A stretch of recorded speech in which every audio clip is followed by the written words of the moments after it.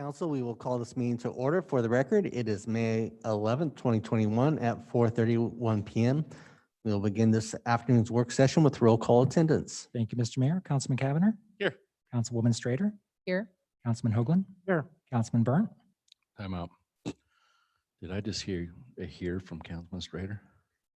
I am physically here and so glad to be here. Here. Mayor Simison. Here. Next item is the adoption of the agenda.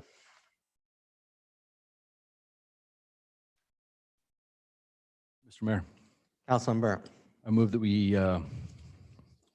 first, before we adopt the agenda, we're going to strike item number 25, executive session. We no longer need that this evening. So with that said, I move that we adopt the agenda as amended. Second the motion. I have a motion and a second to adopt the agenda as amended. Is there any discussion? If not, all in favor signify by saying aye. Aye. Aye. Opposed, nay. The ayes have it. The motion is agreed to and the agenda is adopted. Next item is consent agenda. Mr. Mayor, Councilman Burnt.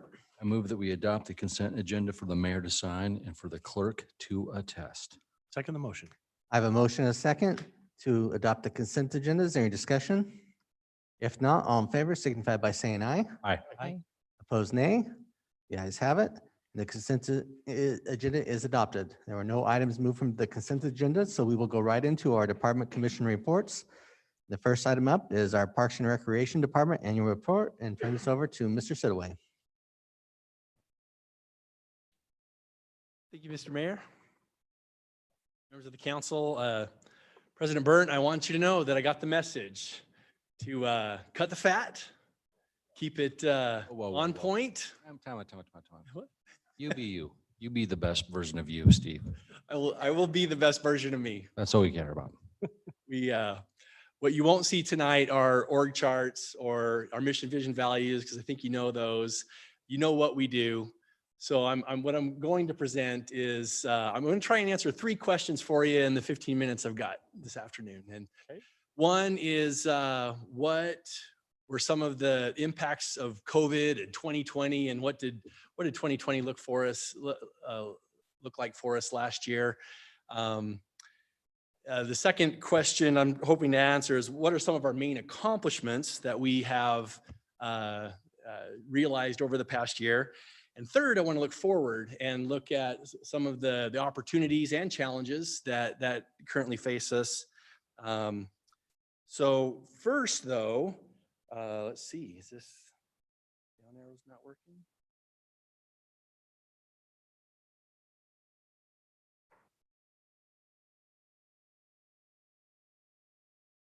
There we go.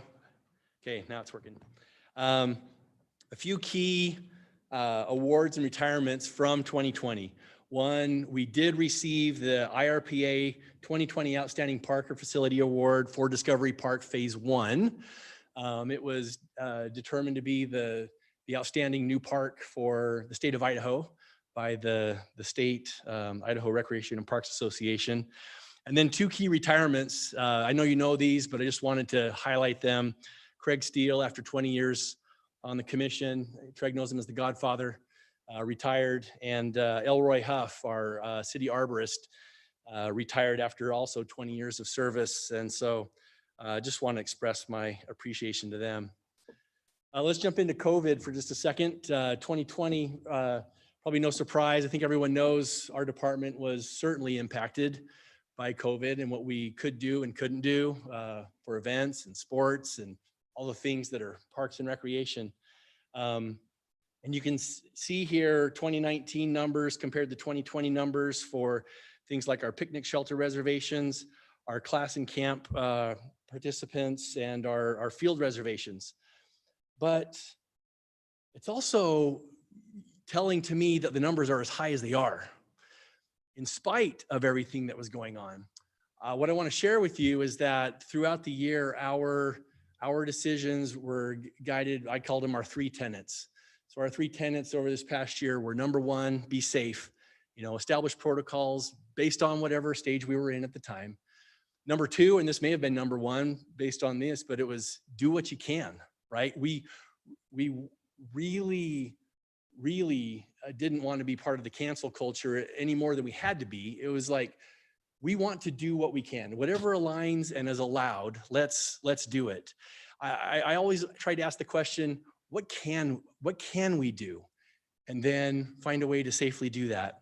And then number 3 was to, stay aligned with the CDH and the governor's orders, which, by the way, we're very excited to hear that the governor just moves us to stage 4 this afternoon. So that was exciting.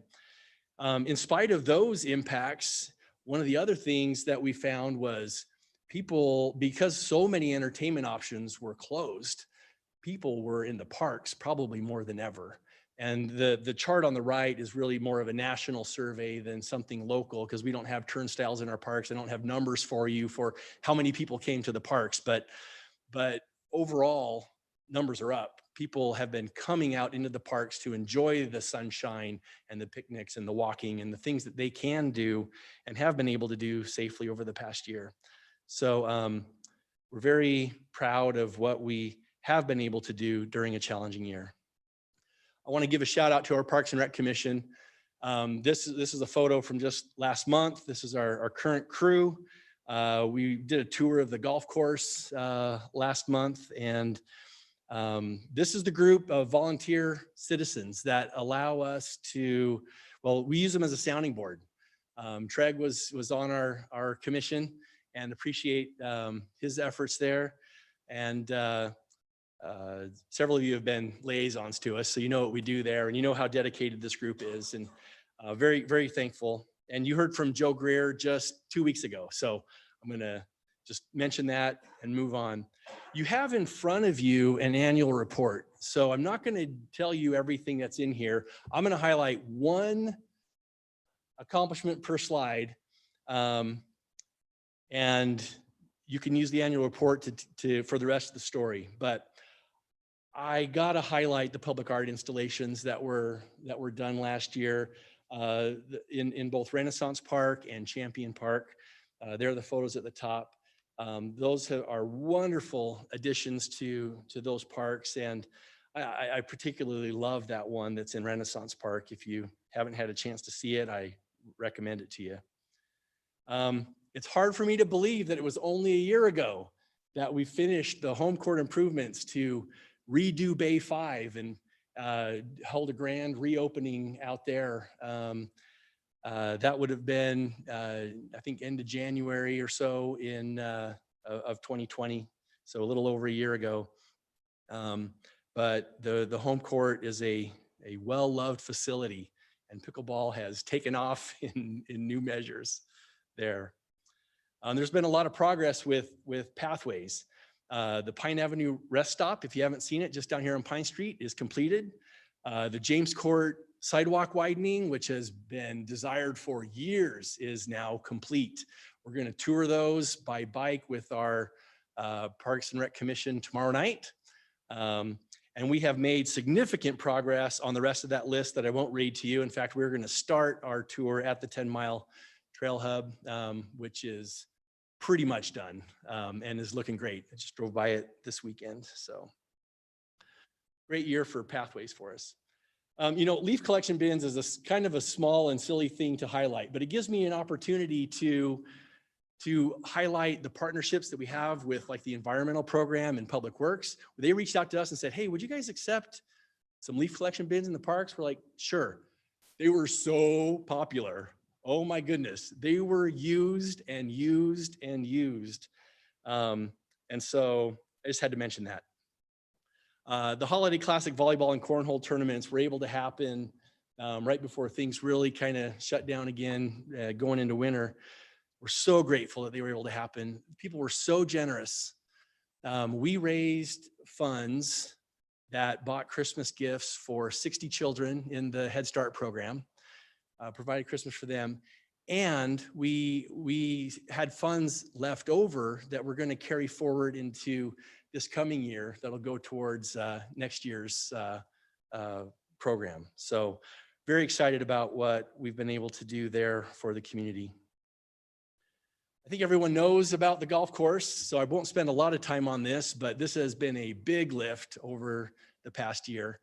And kudos to Mike Barton, every chance I get for the heavy lifting that he has done and continues to do out there. He had a full-time job before we got to the golf course, and it's a lot. So,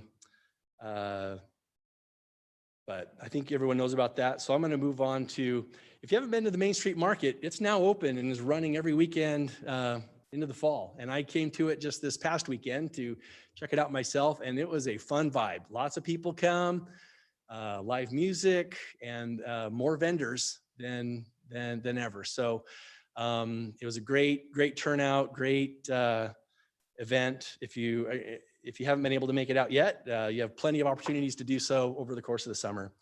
And then I have to mention Christmas in Meridian. This team saved Christmas for me in my book. They, and Renee, kudos to you in particular, but you can see Joe Greer in her little elf costume down there, but handing out, we couldn't do the Children's Winterland Festival the way we normally do it. So we pivoted, we provided all the crafts and activities in a bag and let people drive through, and gave it so they could make them home-based activities. And we were able to stream our tree lighting with the fireworks and everything else. So that was great to still have that happen. And then while our events looked nothing like they did in a typical year, we didn't just take the year off. We adapted and we re-envisioned, and again, asked the question, what can we do? And we came up with new types of activities for our citizens that worked for the time that we were in. Few numbers. I'll read all the numbers to you. For Councilwoman Strader, I'm going to look at that 5,200 number under trees and just highlight for the council that wasn't that long ago, we only had a few hundred trees in our public tree system, and we have grown our public trees that we care for to over 5,000. And I think that number is now over 6,000 with the inventory that was just done out of the golf course. So we've been inventorying there. The trees out there do have some challenges and some pest infestations and things that we need to help take care of, but we're very much focused on our urban forest. I think the main number I want to focus on, though, is that 2.61. That's our acres per thousand. We track that all the time. Our goal has been to try to get to 4, but our historic number we've always been right around 3.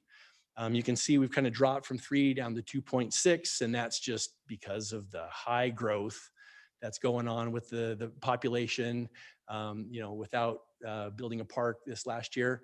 I did the calculation. If we built Discovery Park today, where would that take us? It would take us up into the 2.9 plus range, not quite to 3, but real close to 3. Unfortunately, by the time it's developed, there will be several more thousand people here. So we've got some work to do to keep up with the growth. I'm not going to read the numbers to you, but I just want to say, sports did a phenomenal job. And I think I just want to tell the story that of the participants who have stopped people like Garrett in the grocery store and thanked them for giving them an opportunity to get out and be outside and participate in something with friends. And the photo there is of the disc golf tournament, which we did for the first time. And so that was at Halloween. That's why they're in costumes. And people were just so grateful that we were able to hold some of these things, and really appreciate my staff that found a way. So that's it for my highlights of the recent accomplishments. Let's take a look at the challenges and opportunities before us, looking forward. And number one, right out the gate, has to be the community center. So the community center, knowing with the RFP out or going out that we need to prepare for it to go away. And if and when it does go away, in order to prepare for that, we've got some work to do for concept planning, for some needs assessment, and to determine where some of the existing amenities might relocate to from Centennial Park, particularly the Neos, which still has some good life in it, and the restroom.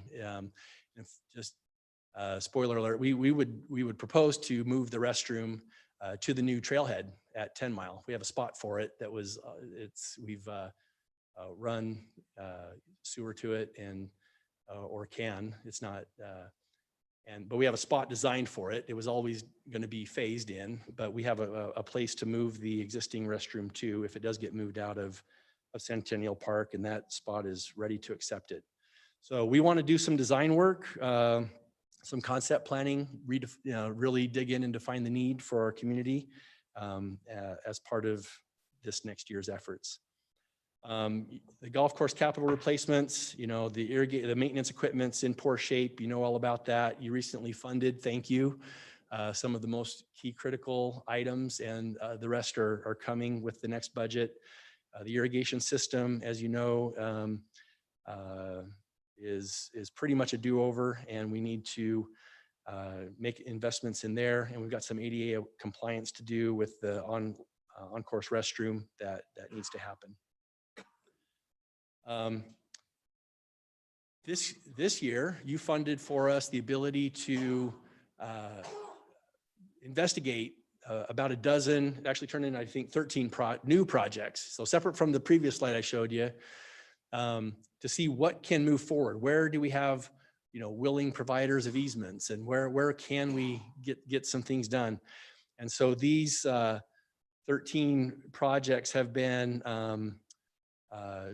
being actively investigated over the winter, and the ones that are in bold are prepared to move forward toward construction documents and construction in the next year. So we look forward to talking more about moving those forward. You know all about Discovery Park, but I can't not bring it up here. We're super excited about that. Costs are going up. We got some bad news about where the costs are headed with everything that we want to do, but just know that we're finding a way. We're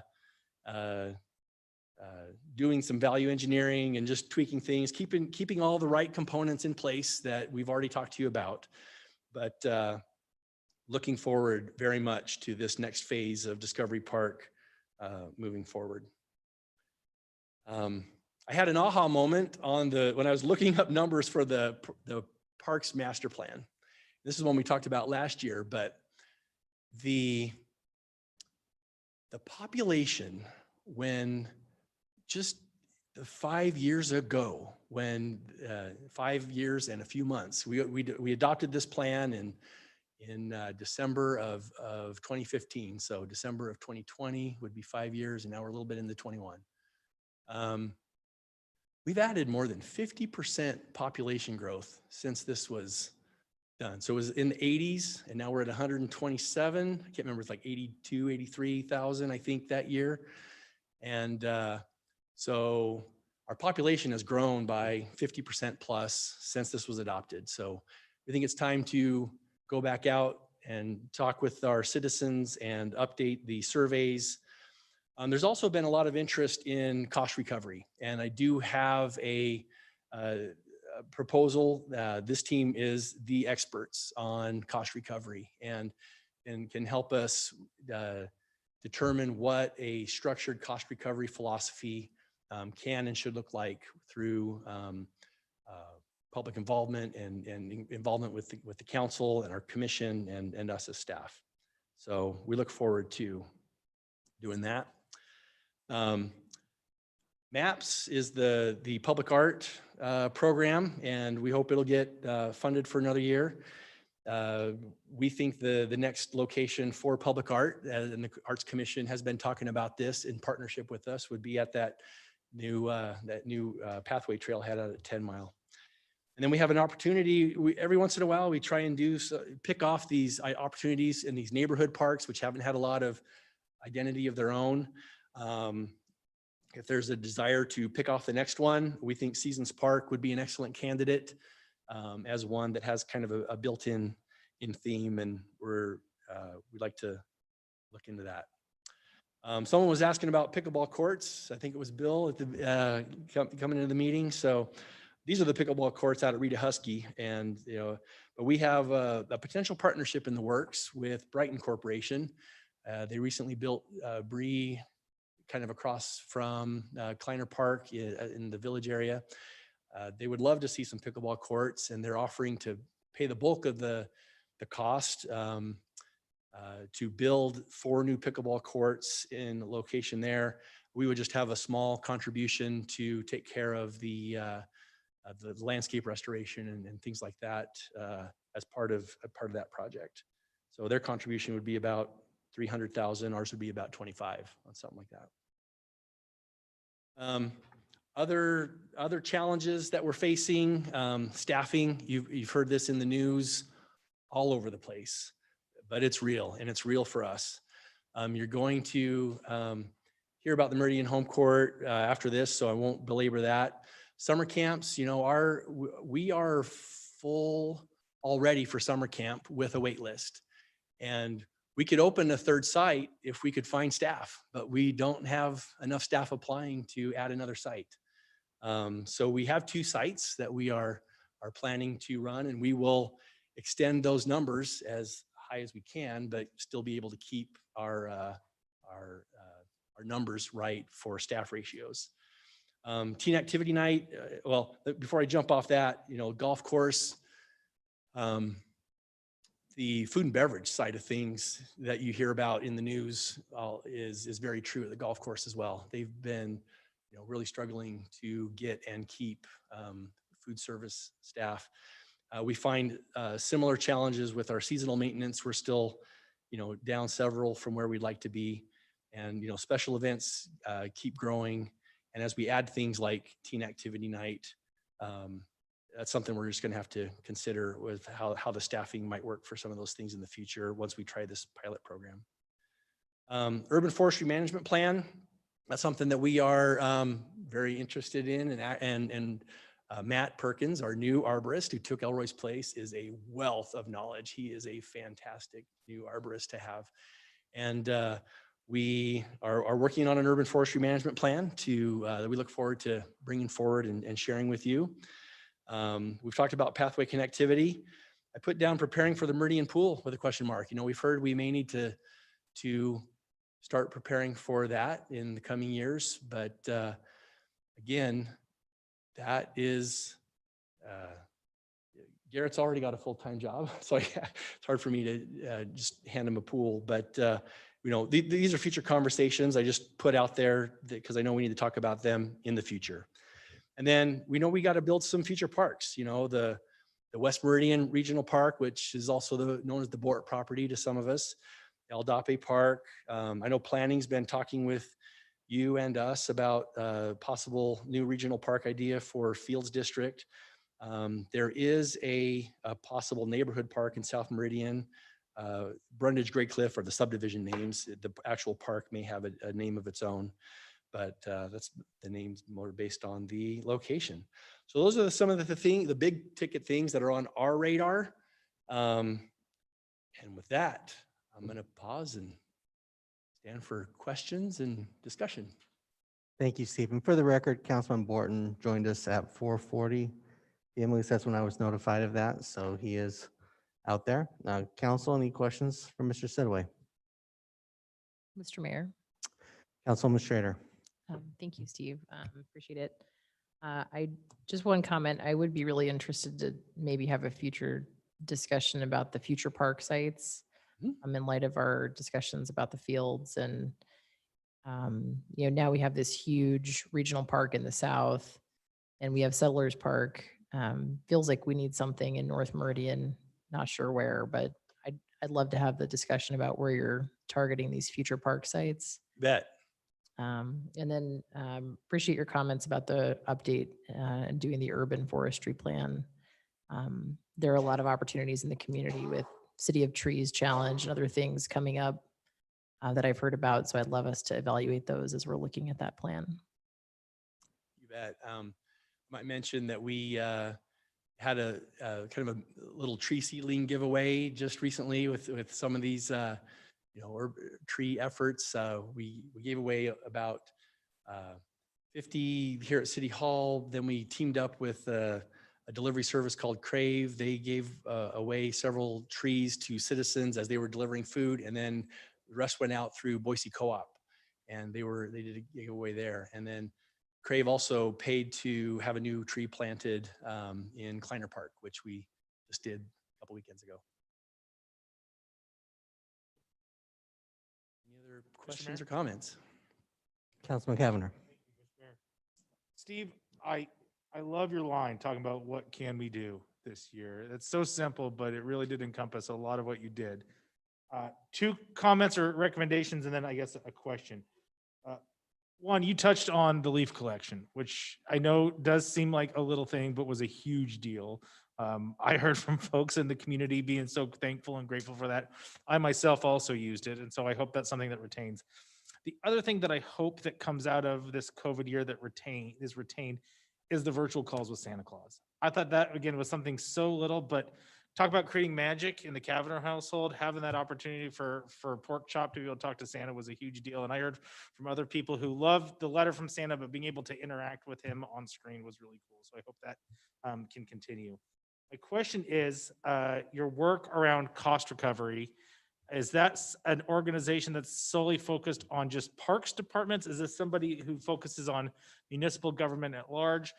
I want to make sure that as we're embarking on this, that I don't know, I guess I would need to get some more information from you or from finance about if there's one model for parks and a different model for the clerks or a different model for building services. And so help me kind of understand where the thought process You is bet. behind that. So the organization is Green Play, and that's who did it's the same organization that did our current master plan. The finance has the expertise to work with us to determine what full cost recovery means and looks like. So we will have, done some great work with finance in advance of ever engaging with an organization like Green Play. What Green Play brings to the table is a process to determine how to stratify within. If you're familiar with the pyramid methodology, it's asking the qualitative questions. So we can do the quantitative questions with finance. What does it cost, and what does full recovery mean? What finance can't tell us, and another process can. I mean, we could give our own opinion ourselves, but in light of trying to be open and inclusive and transparent, we would want to talk openly about which items should be subsidized, which items should make more than they cost to help subsidize others. And there's everything in between. And so it would be a process to engage in that conversation. Thank you. Yep. We're to hear more. Councilman Hoagland. Mayor, question and probably a suggestion, Steve. Parkland on the slide that you showed, and we're down to 2.6. Yeah. Is the golf course counted in that, or where does that fall? It is not. And Rachel asked me, should we add the golf course to this? Honestly, I still need to check that question with legal. My thought, well, I haven't been comfortable adding it yet because it's a different type of land, but frankly, the jury's still out on that. So I need to look into that further and get back to you. Well, if we talk about park and recreation land, and It is definitely recreation. we count our ball fields, so why would we not count? Yeah, I understand the perspective on that. So I was just curious, because that would help in the calculation, and it truly is ours now, part of our park system. So anyway, I was interested to hear, like at Seasons Park, you're looking for a refresh, and what can you do at existing parks to do some things. And I may have mentioned this to you, maybe it was Mike Barton, but I noticed we walk through Rita Husky Park from time to time, going to the 5 Mile Pathway. And I noticed kids there on their skateboards, and they're, of course, using the benches made of recycled materials. It's very durable, by the way, doing their little jumps and tricks and whatnot. And I thought, we don't need a full-blown skate park in a lot of locations, but just having a little concrete pad with the rails and different things, something small, but something where they could do that and not use the park benches and everything else. that might be an idea for a refresh. It's going to cost a few dollars. You can't do it right away, but just something to look into as you look at an existing park site and go, will it, and again, space and all these other things in the neighborhood, you know, if it's older neighborhood, not a lot of kids, it's not going to get a lot of use, but in that particular area, kids are all over that place. And the kids playing pickleball surprised me too. So, but the families, that's fun to see. So just a thought on that, you know, as we look at things for refresh. So. I appreciate that. And we've actually had similar conversations internally already. And you'll probably remember when Mike Barton came before you to talk about Discovery Park. Originally, it wasn't a skate park, it was a skate spot. And this idea of adding skate spots is one that I think will belong in multiple locations. And they do have elements that can be added to parks now that kids want to grind on, and it's good if it's made to grind on, right? I would say, yes, let's keep that on the radar of things to look for. And I would just throw out there another one in that same realm is if we can find even small areas for off-leash dog parks. So many people want off-leash dogs, and we have some wonderful dog parks at Story Park and Discovery. But you know, off-leash dog issues continue to exist at at least the larger parks like Settlers, Kleiner, those areas that don't have a dog park of their own. And so I'd like to find amenities like that can be added as well as the skate spots. Makes sense. Thanks. If just to touch base on one thing Brad, or Councilman Hoagland said, is the adding the park land from the golf course an issue that if it gets added, it somehow starts impacting impact fees? Or is it just, we don't know if it seems like a good number to include right now? Well, it definitely gets involved with impact fees. So there's two sides of this. There's a practical side of what we want our number to be and a official side. Okay. Okay. Yeah, that would be the reason to check with legal. So, Council, any additional questions for Steve at this time? Thanks, Steve. yeah. Let me just say in final thank you to, I've only got a few of the staff here. Many others may watch online, but I really just want to put a thank you out to my staff for all their hard work. So thank you very much. Thank you. Well, let's hear from one of those hardworking staff, and then we'll hear from another. So next item on the agenda is the Parks and Recreation Department fiscal year 2021 budget amendment in the amount of $4,280. Ms. White, I'll turn this over to you. Thank you, Mr. Mayor, members of the council. I am back as I promised that I would be.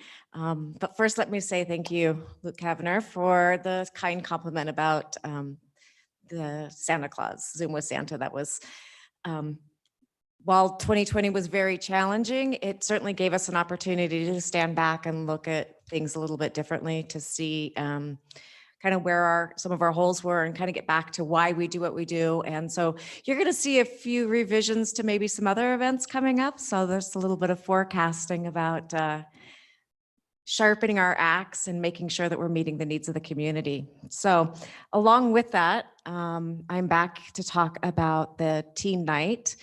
We've taken out the movie component. Based on some of the things that you said last time I was here, I just want you to know we've incorporated those, gone back to the drawing board, and what we heard was that you really wanted it to be a pilot program and not to impact the movie night as it currently stands. So we've changed some of the dates. Movie night will continue as is, which is 11 nights, June 11th through the 20th. And so it really is all summer long, from the time the kids get out of school to the time they go back to school.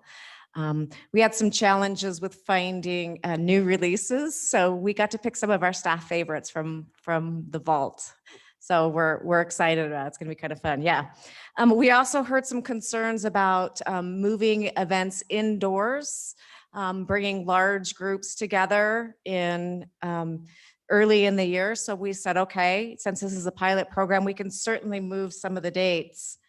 So we're looking at the last movie nights of August. So we'll run it concurrently with movie night, August 6th, 13th, and 20th. We did revise a little bit some of the activities, which we will, always be doing and always be looking at what's going to be interesting to teens, what's going to get them there. So along with that, we added a virtual games component. So the movie itself is pretty expensive because of the licensing rates and then the AV needs. We looked at some video game type things. This is an Oculus Rift, and so virtual video games. So we're going to add that to the spike ball, pickleball, board games, volleyball, basketball, everything that home court is capable of doing.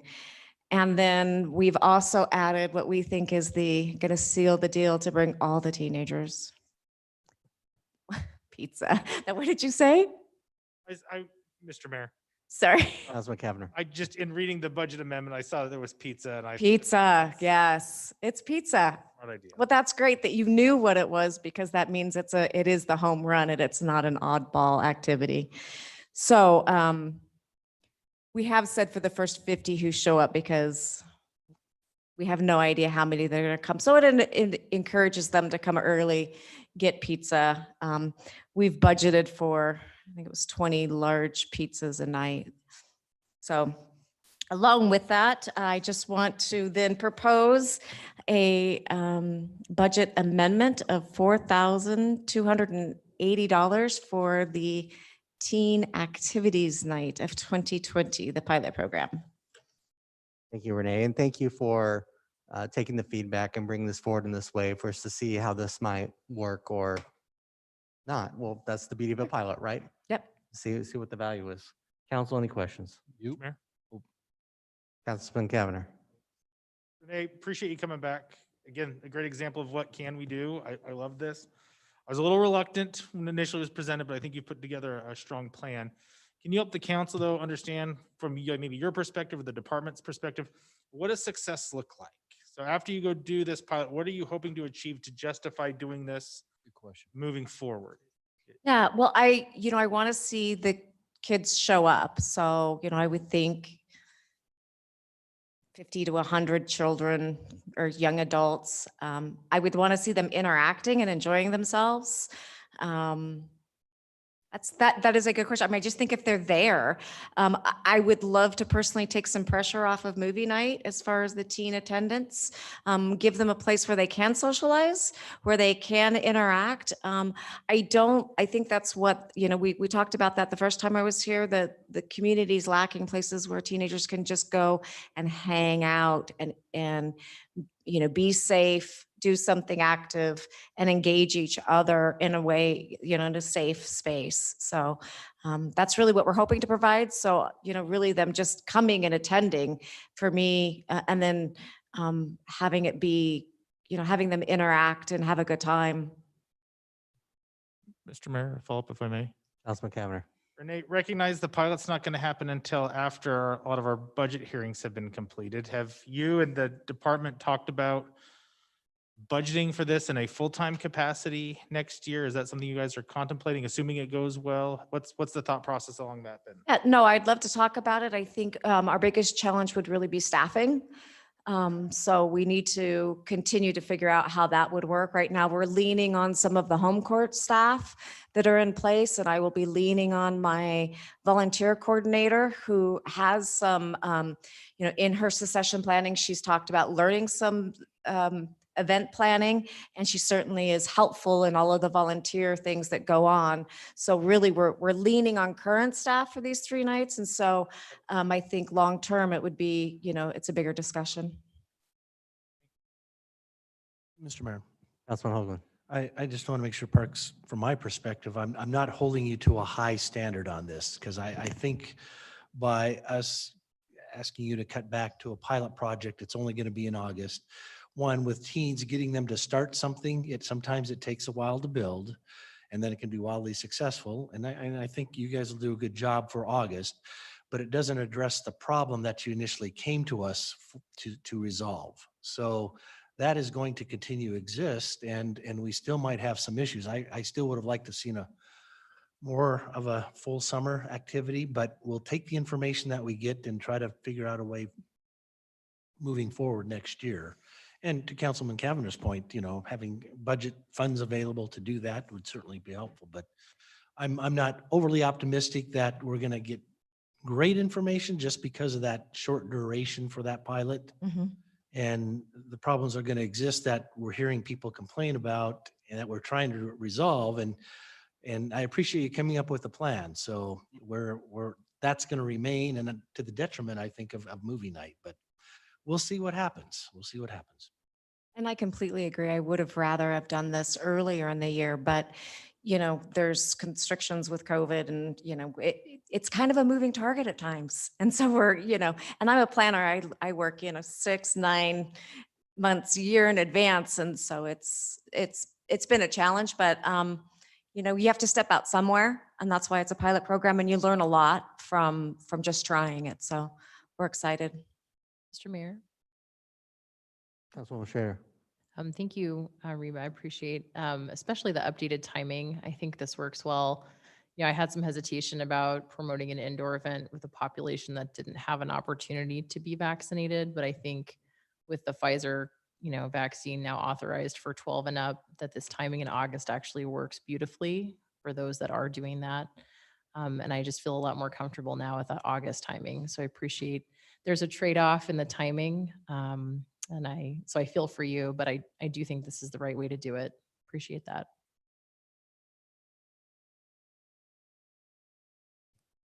There's no crystal ball. And so sometimes we take our best guess about what's going to happen. So yeah. But I think it's the smart thing to do as well. Council, any additional comments or questions? Mr. Mayor, Councilman Cavanagh. Councilmember Pro's not here. I'm happy to make a motion that we approve the budget amendment in the amount of $4,280 for the teen activity night pilot program. Second the motion, Mr. Mayor. I have a motion and a second to approve the budget amendment in the amount of $4,280. Is there any discussion on the motion? If not, clerk will call the roll. Thank you, Mr. Mayor. Borton, Aye.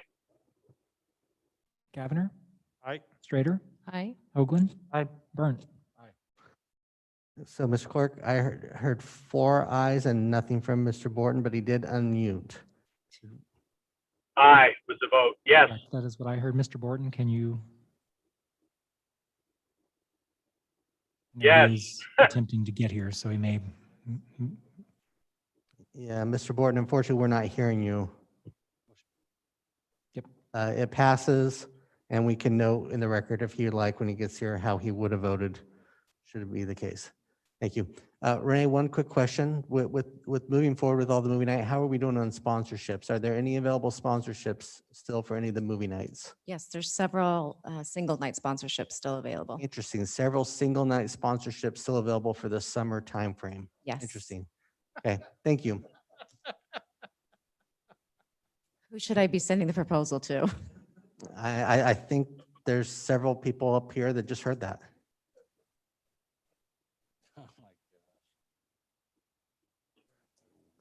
Next up on the agenda is Parks and Recreation Department fiscal year 2021 budget amendment in the amount of $13,360 for home court staffing. Mr. White. Mr. Mayor, this up a little bit. Mr. Mayor, members of the council, thanks for having me tonight. Like the mayor just said, I'm here tonight for an amendment of $13,360 for home court staffing. Quick overview. Everything I'm going to go over is basically in the memo that I sent, but a quick overview of this is that we currently have 2 full-time employees and 6 part-time employees at home court. And over the past 4 years, we've had a difficult time keeping our part-time staff on. Speaking with Jake this morning, Jake, our Garrow home court facilities manager, we can't come up with the last time we actually had a full staff now home courts because we're constant turnover there. Over the past 4 years, we've hired 17 different people for these 6 positions. With that, the proposal tonight would be to convert 2 of those part-time, 2 of the 6 part-time staff into 1 full-time site supervisor to help with really just to get more consistent staff on and to keep them more year-round. With that, the proposal would cost $13,316 or $13,360 for this year. The good news with that is because of all the turnover, we have a salary savings this year of just over $42,000 for FY21. Moving forward, the ongoing cost would be closer to $27,000, just under that. So with that, I respectfully request that you approve the budget amendment for $13,360 for the home court staffing. And with that, I'll stand for questions. Thank you. Council, any questions?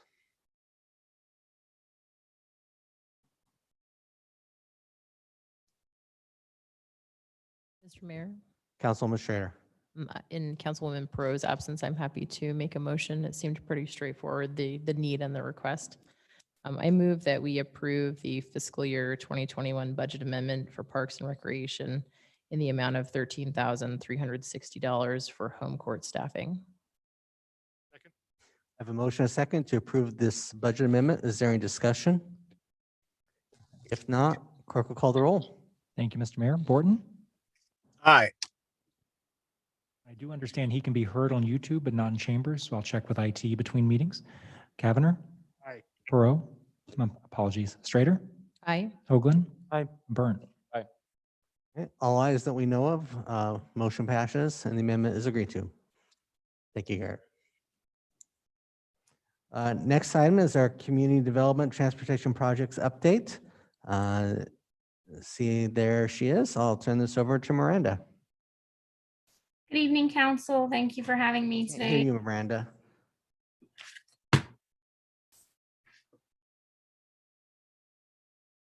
Mr. Mayor, I'm checking some settings to see if I can figure this out.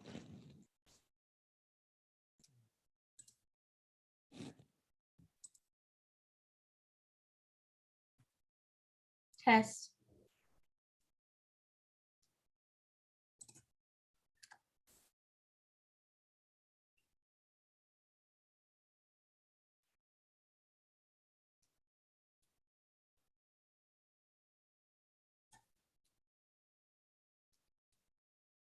Are you able to hear me now?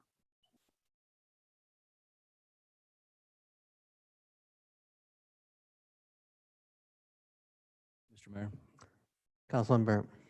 we want to switch items and have the folks here from BRT are here present, so we probably can hear them just fine while we figure out what's going on with those who are. The only issue is I think this Miranda was going to be the one speaking about the topic, and they were here to help answer questions if there were any. Mr. Mayor, Jared is on his way from the basement, so any moment he'll be on his way up. Okay. Why don't you go take a recess for a few minutes until we determine this issue? So we'll say we'll recess for 5, maybe a few minutes longer.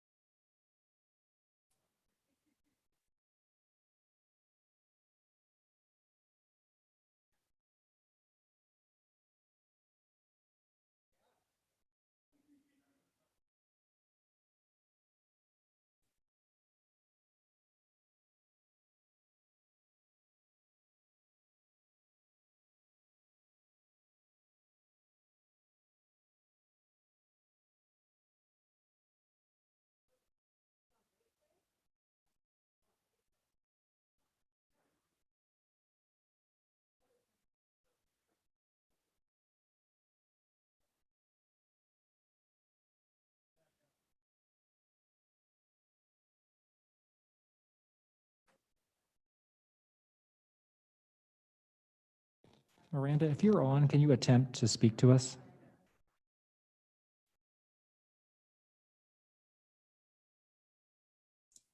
Can you hear me? We can hear you now. Thank you. We'll be reconvening in a moment. Thank you.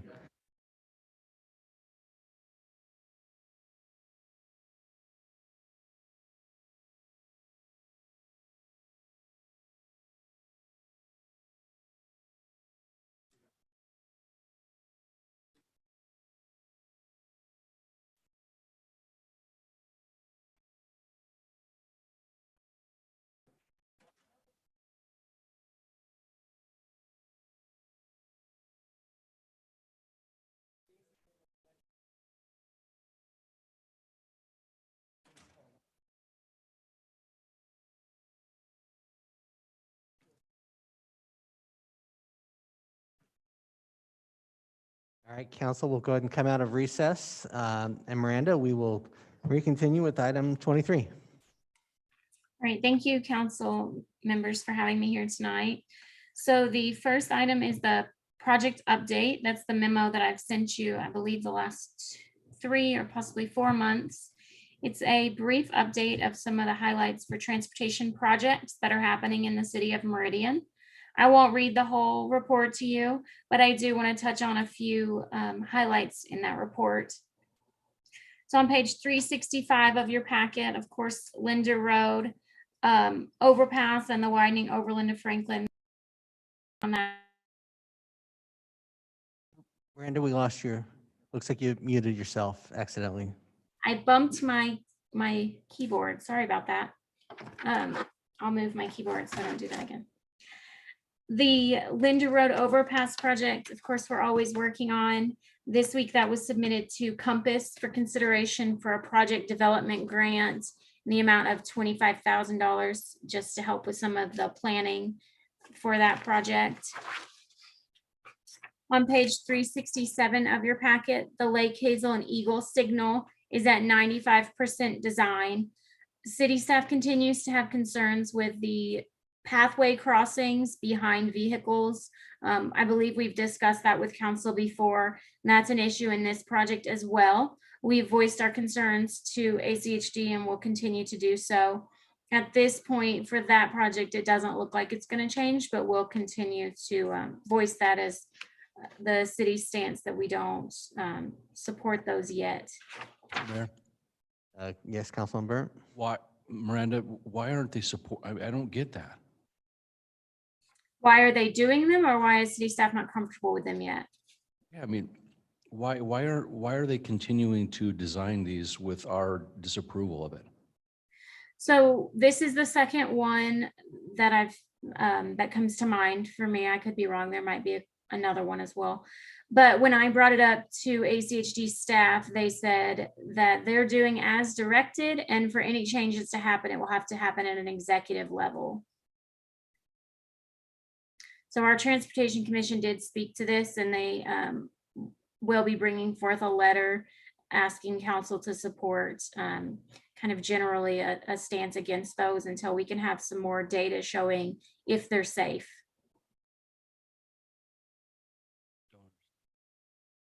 So on page 368 of the packet, the Chinden West Corridor project continues to move forward.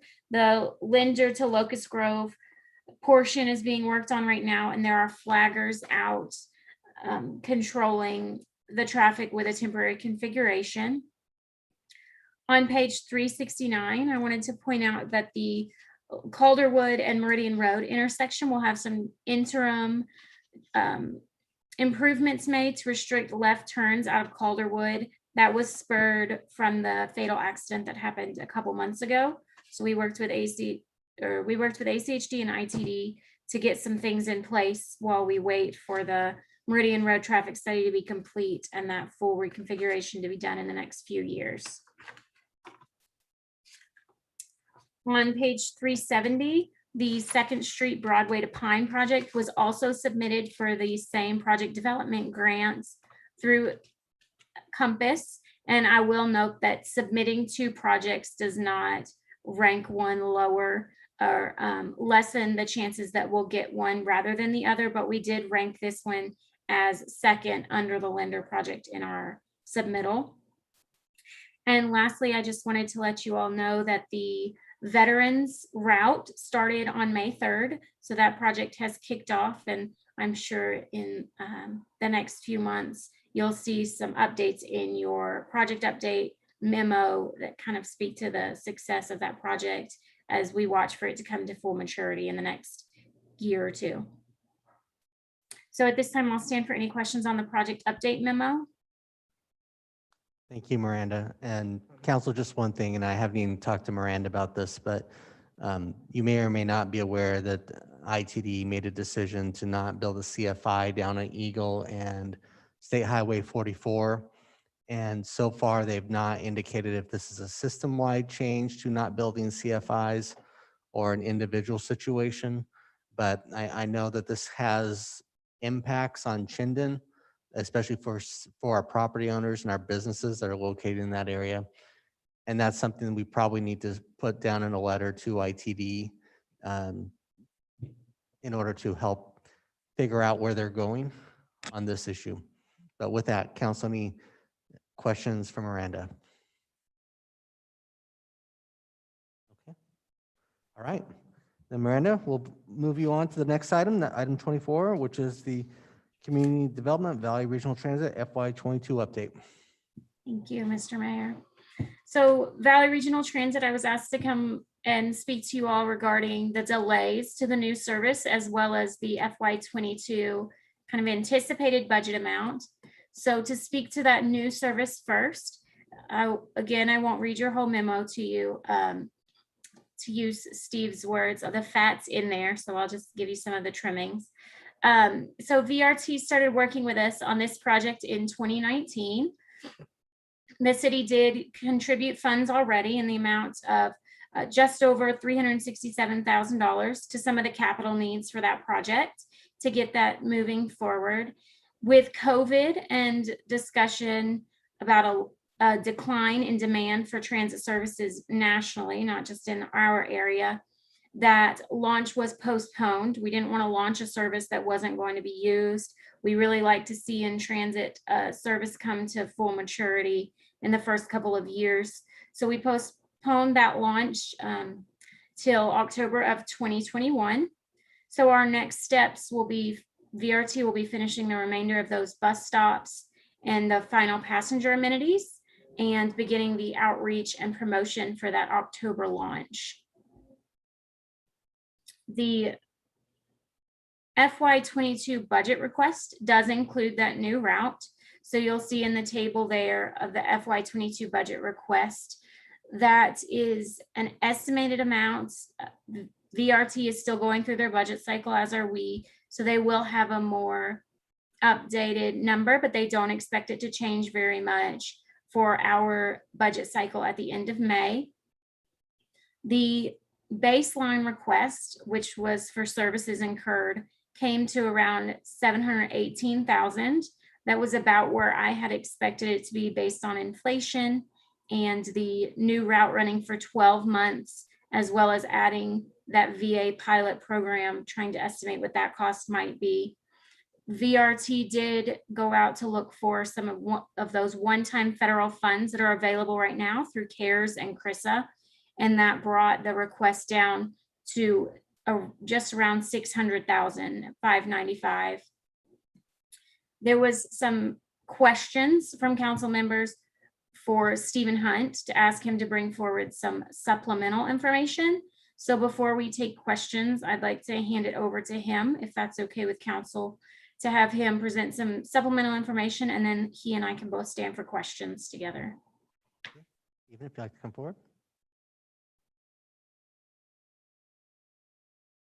If you can state your name and address for the record. Thank you, Mr. Mayor, members of the council. My name is Stephen Hunt. I'm the Development Director of Valley Regional Transit. My address is 4160 Stratford, Boise, Idaho. So the handout that was emailed to you today just had a couple of quick points, or kind of 4 sections that I wanted to speak to. The first talks about fixed route services, then we go into specialized services, what those are. We also wanted to provide a little bit of an update on how local funds are leveraged and used with other funds. And then we wanted to also give an update on where ridership has been post-COVID and what some initial projections could be on what the new route we would expect to see on the new route. So page 1 of the handout is just a map to go along with the descriptions that were provided by staff. This shows routes 40 and 42. Those both continue to Nampa, connect with Boise. It also shows the route 30 going from 10 Mile through downtown and out to Kleiner Park. We are currently working with Meridian Dairy Days to get a presence out at the parade because we're trying to, as we ramp up to October, make sure that people are aware of the changes. So we want to, over the summer and into the fall, work with both city staff and developers, both on the residential and employment side, as we prepare to roll out that service, make sure that people are aware of that, because it will connect a lot of the major employment centers in Meridian, Sensi, Blue Cross, all the businesses out at 10 Mile and at Kleiner Park. So that's in progress right now as we finalize our marketing plans for the new service. On page 2, we begin to outline the specialized services that are referenced in, again, the staff memo. There are 3 there that we are proposing to continue in 2022. Harvest Transit, which was a popular service going into COVID, was experiencing a lot of growth, provides free transportation to seniors and persons with disability in Meridian Monday through Saturday. Rides to Wellness is a program that provides important connections to medical visits, to participating clinics, and that's supported not just by the city of Meridian, but also by those medical facilities. And then we did just start, as was mentioned, the Meridian Veterans Shuttle, and that interest is growing. We did get a positive response from our first rider. Again, that's just started on May 3rd. So the next section, talking about how local dollars are leveraged. There are 2 tables in that section. One shows what our total budget is, what the different revenue streams are, whether those are federal directly generated or requests from local jurisdictions. That's to show the total budget that we have. The $595,000 request from the city of Meridian is part of the $10 million that we receive in local revenues and $8 million that we receive in local jurisdiction requests. On page table 2 or 3, no, it really is table 2.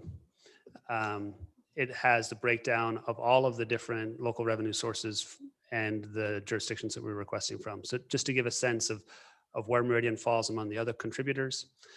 It's important to note that on services like routes 40 and 42, Meridian contributes to that, as does Ada County, Canyon County, Nampa, and Caldwell. So each of those contributions go to make the full service work.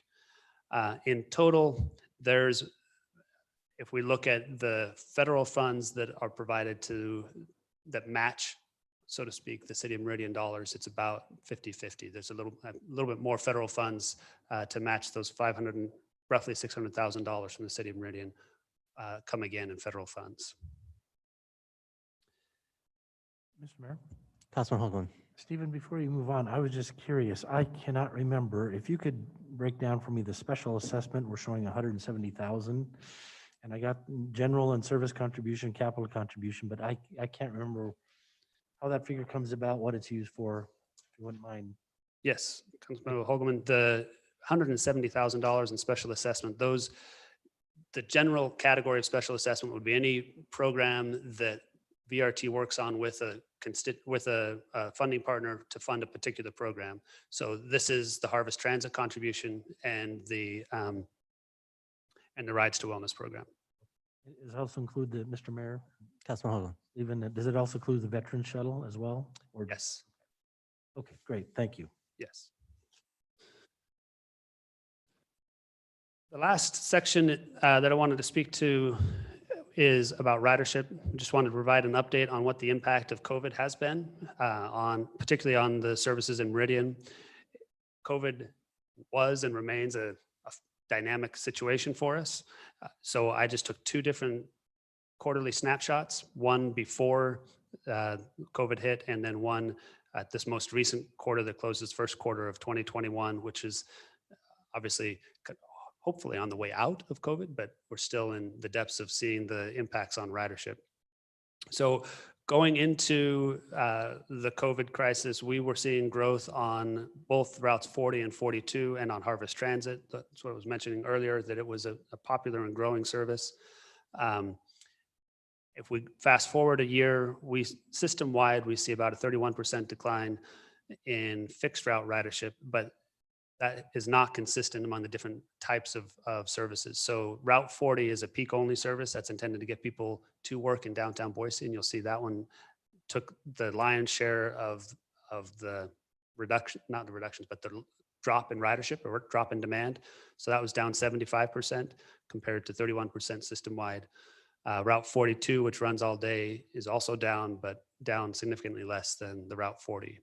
So to be expected in terms of the impacts that COVID has had on people going to work, we see that in particularly commute-oriented services right now having a larger decline in demand than all-day services. But you'll see that the decline was across the board, including on the specialized services. Harvest Transit and Rides to Wellness also saw a decline comparing first quarter 21 to first quarter of 2020. So next, I just wanted to get out our crystal ball a little bit, try and set some, at least some parameters to what we're expecting with the rollout of the new service, the 30 Pine route. We, as mentioned, expect services to mature over a period of time, 12 to 24 months. It gives time for riders to change their travel patterns and be aware of the service. So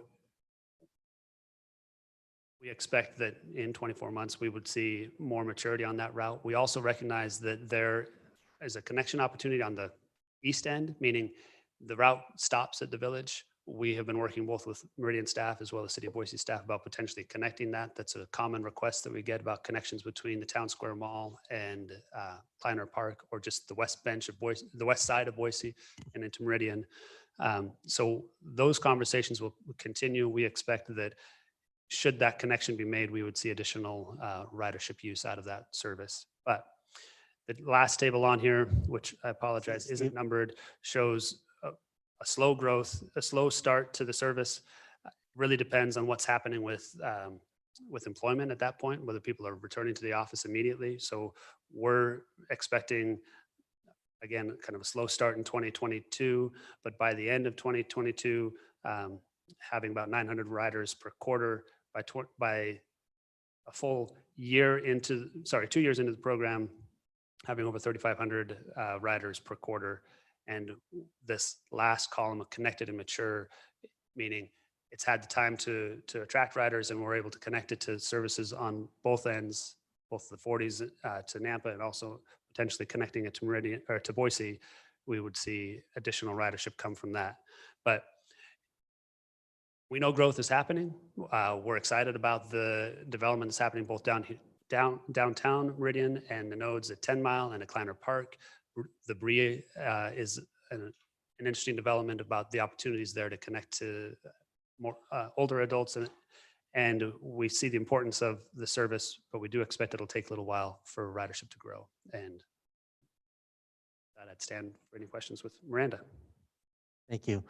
Stephen, one of the questions, you mentioned connection to the east, but when I was looking at it today, and I think it goes because I got an email from someone today, is there a reason why we opted not to connect it up to the park and ride that would connect it to routes 40 and 42 as well? Has that been contemplated? Is that a reason why we said, no, don't do that? Just out of curiosity. Yes, Mr. Mayor, the connection to the routes that you would have at the park and ride happen also on 10 Mile. There are stops. There's an opportunity. There will be an opportunity to make that connection at 10 Mile without going out over the freeway to the park and ride. And that allows us to make that connection all the way out to Kleiner Park without adding more time to the schedule. So there is a connection that can occur there at the end, essentially. Yes. Okay, thank you. Council, other questions? Mr. Mayor? Councilwoman Schrader. Thank you, Stephen. When you're, doing your research about new routes to add and how to potentially expand the service in the future, is there any way that you're checking about express routes or ways that people can have a time advantage in terms of potentially getting to Boise or down into downtown Meridian from Boise? Is that a factor in how you're polling people or testing demand for that? Mr. Mayor, Councilmember Strader, what you're talking about is speed versus access. So the more often you stop, the more opportunities people have to get on and off the bus, but the more often you stop, the slower it is. And we have a combination of services in Meridian right now. So Route 40 does an express routing. So it gets on, it serves Meridian on Overland and then gets on the freeway and goes all the way downtown nonstop from Eagle Road to downtown. What's been missing in Meridian has been a more local circulation, something that serves internal to Meridian, and that's what we're trying to do with this Route 30. Because in the end, you need both types of services. You need something that connects you kind of to those more distant destinations quickly. You also need something that connects you to your more local destinations. In roads, you talk about it like freeways versus collectors. You need them both to do a full transportation system. Thank you. Thank you. Council, any additional questions?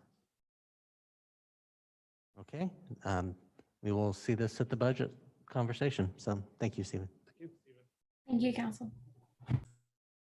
Council, the last item was removed from our agenda, so we've reached the last element. Councilman Burnt.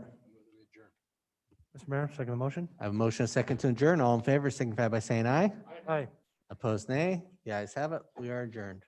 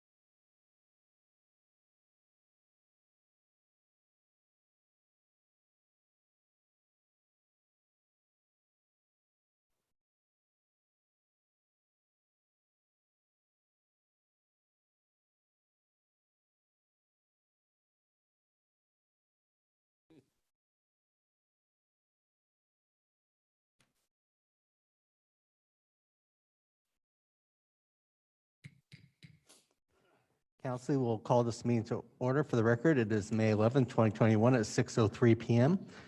We will begin this evening's meeting with roll call attendance. Thank you, Mr. Mayor. Councilman Borton, Here. Councilman Cavanagh, Councilwoman Strader, Here. Councilman Hoagland. Here. Councilman Burnt. Here. Mayor Simonson. Here. Next item is the Pledge of Allegiance. If you'd all please rise and join us in the pledge.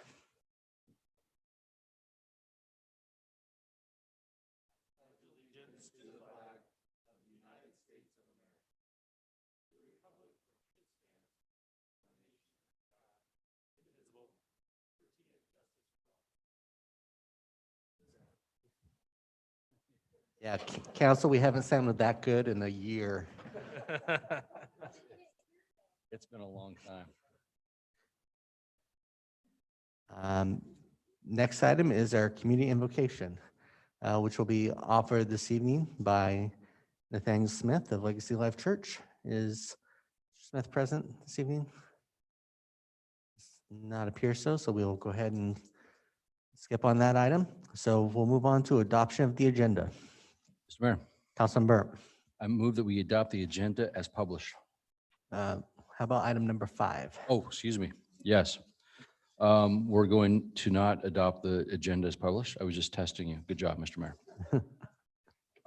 Let's strike item number 5 from the agenda. We don't need an executive session. And with that, I move that we adopt the agenda as amended. Second the motion. Have motion a second to adopt the agenda as amended. Is there any discussion?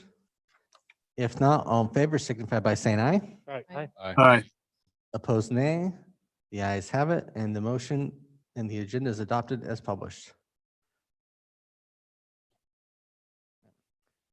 Next item is the public forum. Mr. Clerk, do we have anyone signed up underneath that item? Apologies, Mr. Mayor. I'm checking online just to make sure I did not miss, but I do not believe anyone has signed up. No one has signed up. Okay. Then with that, we will move on to our public hearings for the evening. First item up, and I don't know if the intention is to open up both of these together this evening. Okay, well, with that, the first item up is a public hearing for Creamery South Condominiums, SHP 2021-0001, and public hearing for Creamery North Condominiums, SHP 2021-002. I will open this public hearing with staff comments. Thank you, Mr. Mayor, members of the council. If all of you can hear me. Yes, we can. Thank you. Yeah, I would prefer to do it all together, but we don't have to. It's going to be the same thing for both because it's generally the same, but that is your choice. They're both open for your comments. Perfect. All right. As noted, the first items are for Creamery North and Creamery South condominiums, also known as the Old Town Lofts, also known as, I guess, Meridian downtown mixed use buildings. There's been multiple names for these. The applicant is requesting to short plat both buildings that are currently under construction. Creamery South consists of 0.429 acres of land currently zoned OT, Old Town. So is Creamery North. That site, however, does consist of 0.9 acres. They are on, what is that? 703 North Main Street and then 33 East Idaho, kind of catty corner to each other. It would be this property and this property. You can see it right outside the window. When it comes to adjacent land uses, it is Old Town zoning in all directions except for to the west of the Creamery North, which has R8 zoning. Apologize for my dog going crazy. If you can hear that. R8 zoning directly to the west of the Creamery North, and it has detached single family zoning there. In addition, within the Old Town district surrounding the buildings, there are commercial uses in all directions except for to the south, which has City Hall. Creamery South obtained CZC approval in 2019 for what was known back then as Building A. It also received a vacation approval for a public utility easement and approval of a property boundary adjustment. Creamery North has only received the CZC and design review approvals in 2019 for Building B. The comprehensive plan designation is Old Town as well. This is the proposed condo plat, or I should say a piece of it. What is on the right hand is an example of what every floor would be for the Creamery South, and this would be for the Creamery North. Creamery South has 33 units. Creamery North has 66. Creamery North also has 2 commercial condominium plats, so to speak, units. And the Creamery South has 1 commercial on the first floor. The short plats before you are to request to condominiumize a vertically integrated 4-story building, both of them. The applicant did take these proposals to the MDC board, the Meridian Development Corporation, on April 28th, and the board voted with a unanimous vote to amend their existing agreement between the ownership and the MDC, and included a new provision that these units shall be utilized as rental units for a period of at least 5 years following completion of. That is not an agreement that from my understanding, that we were not privy to, so we did not include any conditions of approval regarding that. That is an agreement between them, and that was, again, voted unanimously. It is the intention from the applicant to not utilize these as for sale product, but they're contemplating them just in case the market changes, have given themselves some insurance later on. According to the UDC 11.6b, which is the code section that discusses condo plats, it dictates that the buildings must be either fully constructed or have received building permits for construction prior to applying to condo plat them.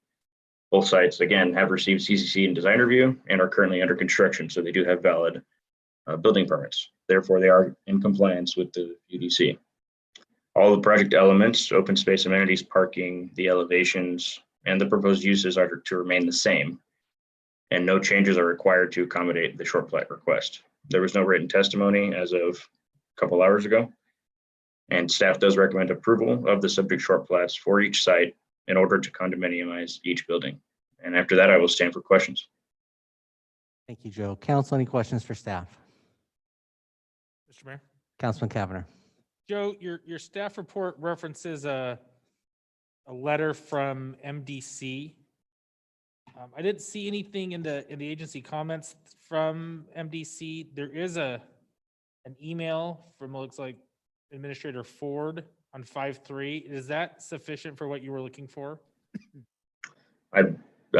Councilman Cavanagh, I believe, I might have forgotten to send it, but I thought I sent a letter / the agreement from Ashley Squires that works with us and the MDC. She did send a letter and a copy of the new provision, which should be part of the public record. If not, I do apologize. I might have missed that.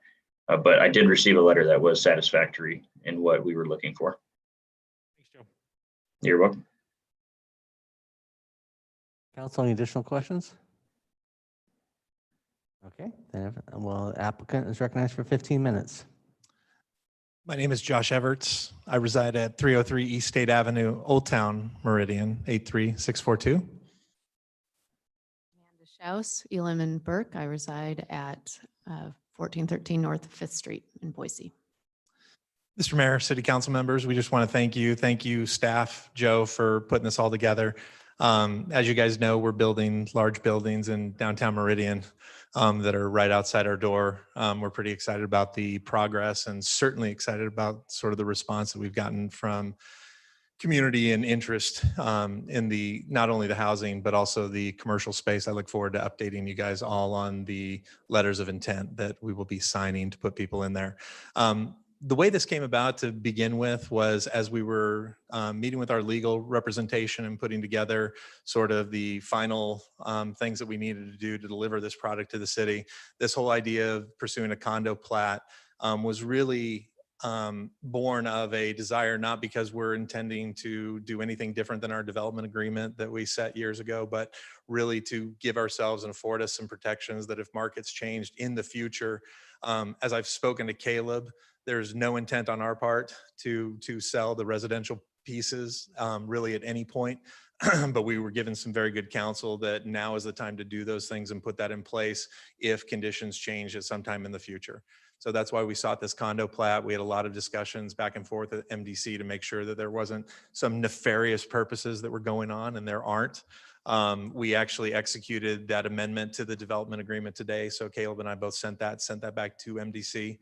So they have that executed agreement from us. So we stand ready to answer any questions you guys might have in consideration. Thank you. Thank you. Just a question I'm going to ask. I'm curious. You said if market conditions change, are you saying that you don't think you could sell these in the current market conditions? Or I'm just asking from a very practical standpoint. I'm fine. I understand the 5 years but are market conditions not there that these would sell if they No. were on the market? Mr. Mayor, that's a fantastic question, City Council members. I think we would sell them like hotcakes. The problem would be is we would have to mark to market and sell them for a price that I don't think is affordable. enough. And I think our whole purpose in delivering this project was to have market rate rental opportunities. So somebody who's a bartender at, let's say the Vault now, or maybe Sushi Shack, would be able to afford to get a studio 1-bedroom or 2-bedroom apartment. If we were to condo these and sell these, they would be in current market conditions. I don't know if you saw that 829 Meridian Road just went for sale for 1.1 million, the old Alien House. And so we would have prices that would price out the people that we're trying to support with this product. So yes, I think they would sell like hotcakes, but I don't think we'd be delivering what Caleb and I had intended. And I appreciate you trying to deliver on your promise or your agreement from that standpoint. I was just curious from based upon that comment. So council, any additional questions? Mr. Mayor, Council Administrator. quick question, I guess, for staff. So would the, I guess the agreement with MDC for the 5-year rental, would that run with the property or with the ownership of the property? In other words, like who knows, like things change in the future. If there was a different owner at some point, would that restriction remain for the full 5 years? Council Administrator, I'll actually leave that to the applicant to state. I do not know what that agreement is specifically. Mr. Mayor, I was just curious if that would be something that would be ongoing, or if that's just an agreement between the owner and MDC.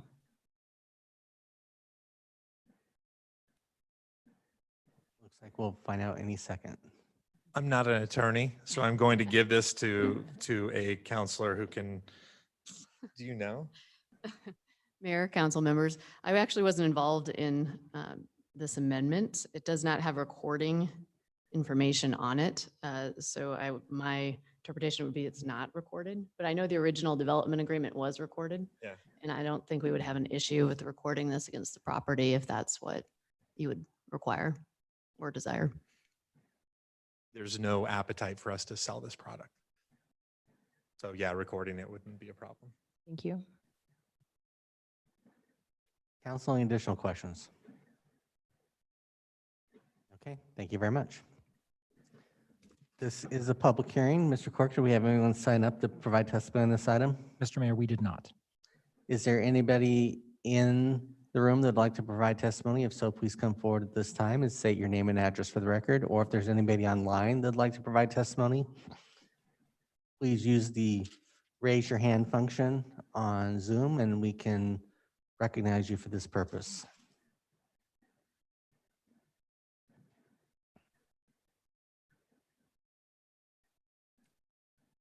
Seeing no one coming forward and no one raising their hand, would the applicant like any additional final comments? They are waiving that.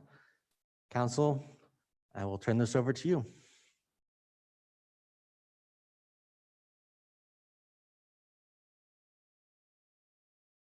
Mr. Mayor, Councilman Cavanaugh. I move we close the public hearings for item 1 and 2, Creamery South Condominiums, SHP 2021-001 and 0002. Do I have a second? Mr. Mayor, I'll second the motion. I have a motion and a second to close the public hearings. Is there any discussion on the motion? If not, all in favor signify by saying aye. Aye. Aye. Opposed, nay. The ayes have it. Mr. Mayor, Councilman Cavanaugh. move we approve the short plat for Creamery South Condominiums, SHP 2021-0001, as referenced in the staff report for a date of May 11th. Mr. Mayor, I'll second the motion. I have a motion and a second for item 1 to approve item SHP 2021-0001. Is there any discussion on the motion? If not, clerk will call the roll. Thank you, Mr. Mayor. Borton, Aye. Cavanagh, Aye. Strader, Aye. Hoagland, Aye. Burnt. All ayes, motion carries. Mr. Mayor, Councilman Cavanagh. move we approve item 2, short plat, SHP 2021-0002. Include all staff and applicant testimony as presented. Second the motion. I have a motion and a second to approve item SHP 2021-0002. Is there any discussion on the motion? If not, clerk call the roll. Thank you, Mr. Mayor. Borton, Aye. Cavanagh, Aye. Strader, Aye. Hoagland, Aye. Burnt. All ayes, motion carries, and the item is agreed to. Thank you very much. Best of luck. Council, next item on the agenda is the public hearing continued from April 6, 2021 for Foxcroft subdivision H 2020-0113. Joe, did you have any comments that you would want to lead us off on regarding this item? Mr. Mayor, just very briefly, if that's okay. Thank you. I just wanted to note that this was continued because of the state legislation that has recently had some answers, I guess, or outcomes. And then secondly, part of that continuation, I should say, was to have the applicant work with the Parks Department to get that crossing from the northwest into Fuller Park. It is my understanding that those discussions occurred and that some positive outcomes came of that conversation. I also want to note that there was some confusion on what was conditioned and what wasn't conditioned. The applicant called me on something that I made a mistake on. I will own that. I linked the wrong condition report in my staff report. So thank you, Jane, for calling me out on that. I apologize. It was linked to the Mile High Pines, which is adjacent to this subdivision. And I stole that staff report to use this one. So that's my fault on that. But there was some confusion on what was conditioned. In the correct Parks Department conditions report, it does note that the applicant should connect their proposed pathway along the north side of the plat as shown, which does include building something across the stub drain in this location. I will let the applicant discuss a little more specifically what the conversations were with the Parks Department, but I did want to note that and take responsibility for my mistake there. Thank you, Joe, for owning that. But council, any questions for staff before we ask the applicant to come up? Okay, Jane, if you'd like to come forward, say your name and address for the record.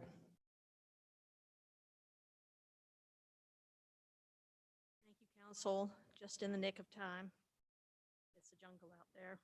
It is. Jane Suggs, Gym State Planning, representing Trilogy Development. I'm really glad to be back with you tonight, except for Ms. Strader.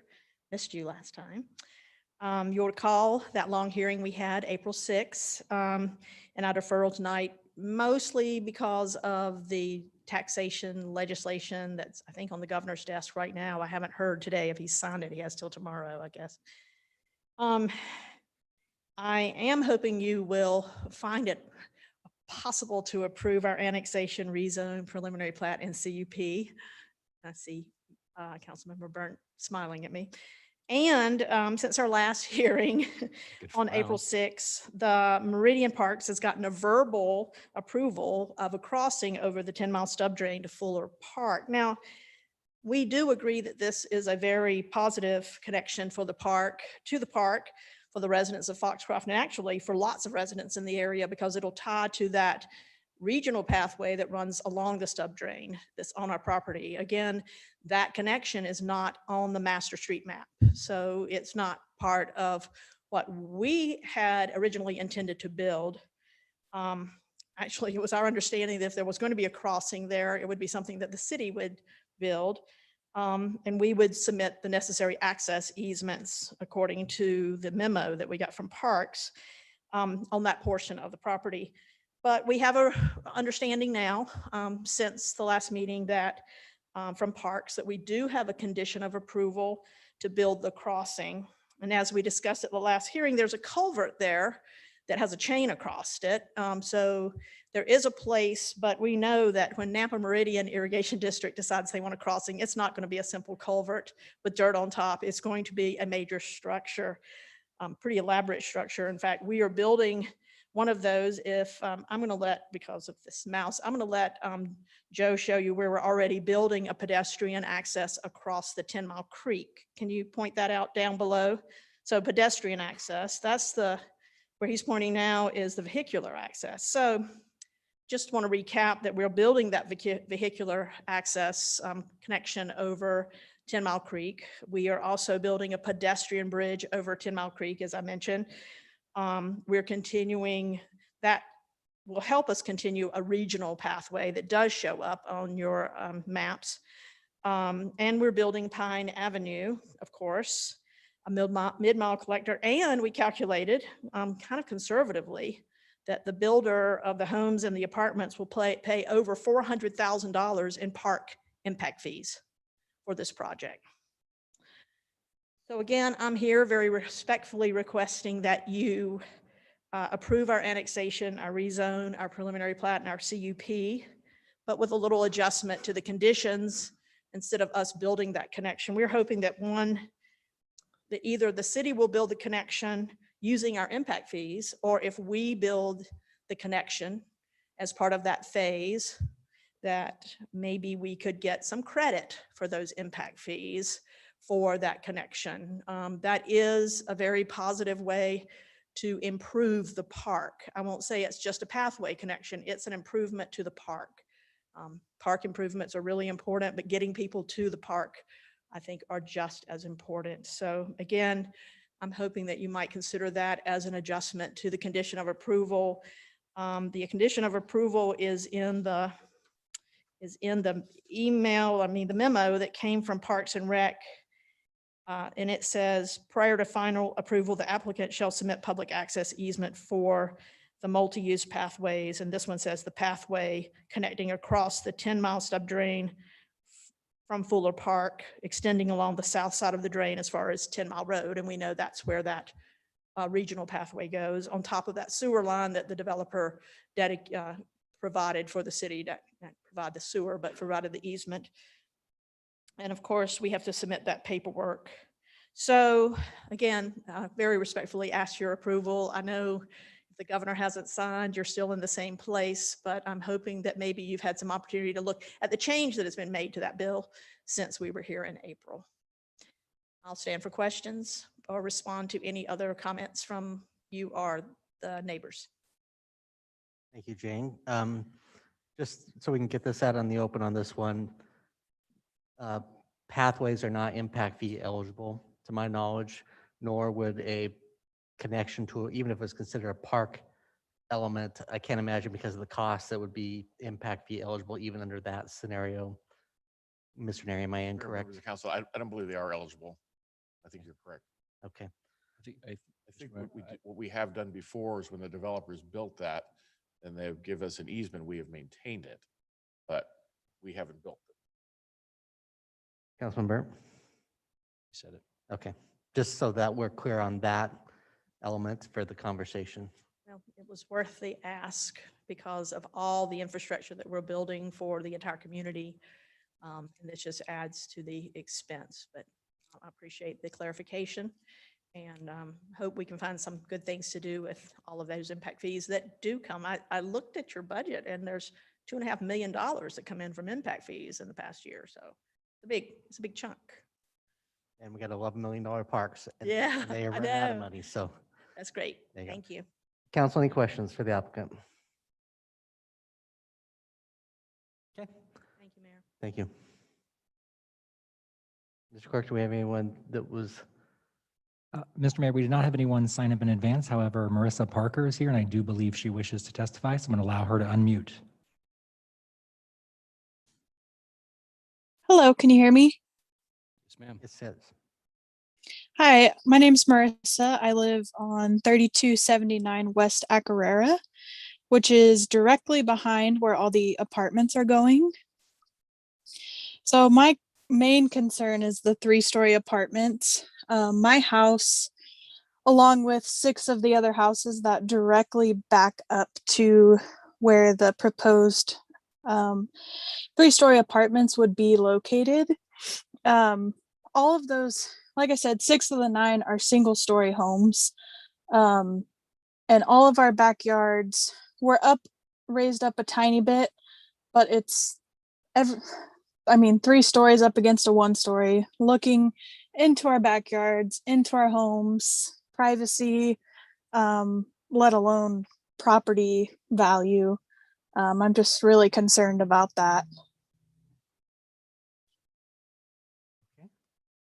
Thank you. Mr. Mayor. Council, any questions? Councilman Cavanagh.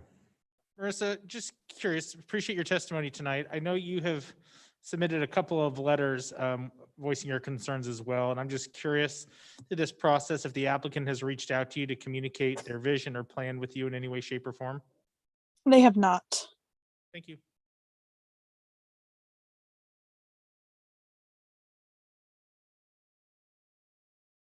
Council, any additional questions? Okay, thank you very much. Is there anybody else that'd like to provide testimony on this item?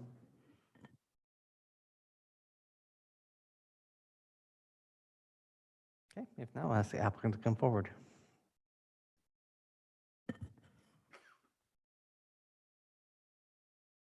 Thank you, Mayor. Jane Suggs, Gym State Planning, representing Trilogy and Foxcroft subdivision. I see Joe is already ahead of me because he's put the cross section. We did understand that there were some concerns with the folks in Mosher's Farm, and as we did our surveying and visited the site several times, we realized that their properties were quite a bit higher than the property where the apartments would be located. So we had our engineer draw up this cross section of showing where the second floor of the homes, and the ones that are closest to the property are actually mostly 2-story or 1-story with bonus rooms. And so we do have the 3-story apartments, but they are at least 80 feet, and I would say closer to 100 feet from each other. So I didn't count, but it's a pretty good distance between because of the stub drain, the backyards, the offsets, the sewer easement. So again, we think that those are compatible uses. And this piece of property particularly is already zoned for higher density apartments. It's R15. So this is the type of use that you would see in an R15 zone. Yes, and I have not reached out to Ms. Parker. I think there were 6 letters that came in prior to the P&Z meeting, but the only one person showed up at the P&Z, and so and I think we sent out, gosh, I don't know how many letters. We had a lot of folks that we sent letters to for our neighborhood meeting. So again, this cross section probably tells you a little bit more about how the compatibility between the two, but just keeping in mind that there are 80+ feet apart. And we don't think that there's going to be any people looking in the backyards because it's going to be so far away. Do you have questions about that?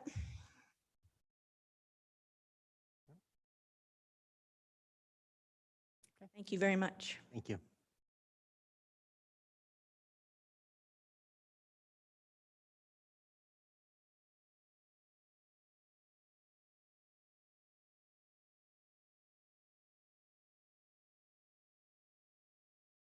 Council, what's your direction and thoughts at this point in time on considering this application? Mr. Mayor, Councilman Burr. I'll take the lead. We've made a lot of decisions, especially, since I was elected 3.5 years ago. And I got to tell you, this is probably one of the hardest decisions I've ever had to make. And I know that the decisions and the conversation that we have on the dais in regard to this legislation and how it affects development in the development community and our builder partners, we don't take that lightly. I don't think there's a single person on this dais that has ever taken it lightly. It's hard. It truly is. I sat down with the builders pack last week and took many arrows, and I get it. I promise you, I get it. I know that there's a lot of people out there who are losing tens, if not hundreds of millions of, or excuse me, thousands of dollars because of this delay, this pause. And we're fully aware of that, and I get it. You know, as a body, we make decisions that benefit, and we look after the entire city as a whole. And regardless if you're building on the periphery of a city or if you're doing infill or whether it's whatever type of development it is, it has an impact. And unfortunately, right now, we just don't know what that impact looks like. And we'll know soon. We'll know really soon. But this is what I can promise you. And I know there's a lot of eyes and a lot of ears listening, and know that we'll make a decision quick. This is not something that we'll deliberate on for a long time. This is something when we know what we're dealt with and we know the dollars and the cents and the data is put in front of us. I'd like the development community to know that we'll make a decision quick.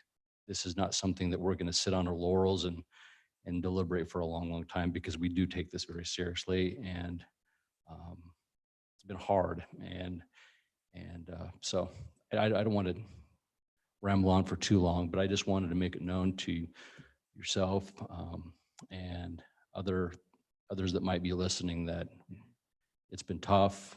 We hear you. We understand. Hopefully you called your legislators. Hopefully you got involved and made a difference, and we appreciate it if you did. So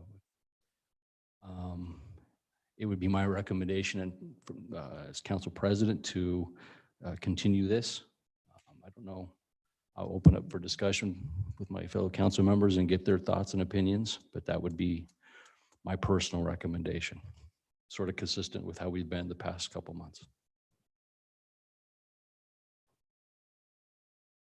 Council? Any other thoughts, comments? Mr. Mayor, Councilwoman Schrader.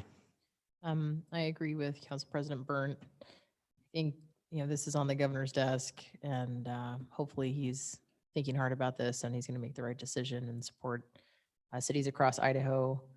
I agree that we need to take a look at this holistically. I think we looked at scheduling some special sessions to try to increase the volume of applications that we can go through once this is resolved. And so I think we're going to do the best on our end to try to accelerate the process once we have that decision. So I'm in agreement with that, but hopefully we could shorten the timetable for people past that decision point.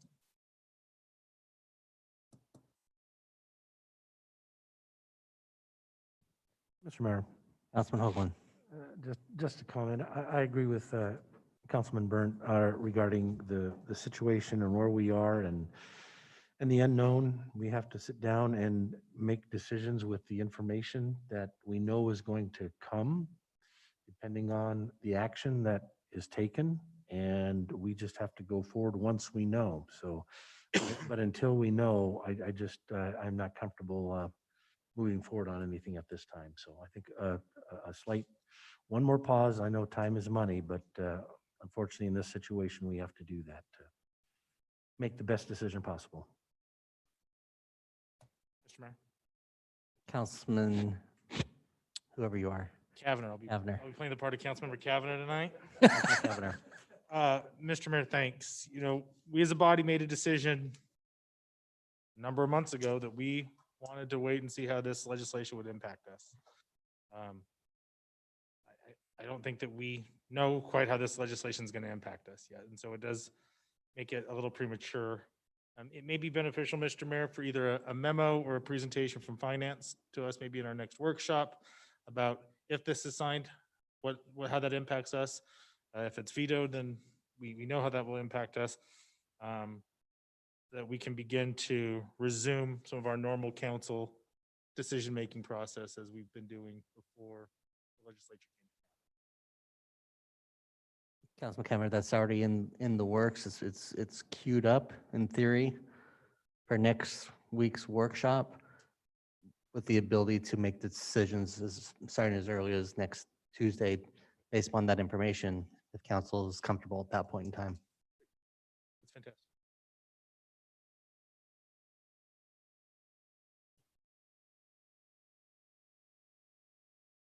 Councilman Burnt? With that said, we have a special session that we've set aside on May 26th. And so if you don't, it's a Wednesday, it's not a Tuesday. Jane, would that be okay with you and the folks you represent? Would that be an appropriate date for you? Okay. With that said, Mr. Mayor, without hearing any more discussion, I move that we continue item 3, which is H-2020-0113 to May 26th at our 6 p.m. special meeting. Mr. Mayor, second the motion. I have a motion and a second. Is there any discussion? If not, all in favor, signify by saying aye. Aye. Aye. Opposed, nay. The ayes have it, and the item is continued. Thank you. Thank you, Jane. Next item up is a public hearing for UDC text amendment H 2020-0001. I will turn this over to Mr. Parsons. Thank you, Mr. Mayor, members of the council. Pleasure to be with you this evening. This is the first of a series of UDC changes that are coming before this body in the next month or so. This is coming to you at a request from not only you, but the request from the mayor's office for some UDC changes. This was in front of the Planning and Zoning Commission on their April 15th hearing. And as a result of that hearing, there have been some changes that have been made to this document as it transitioned from commission to this body this evening.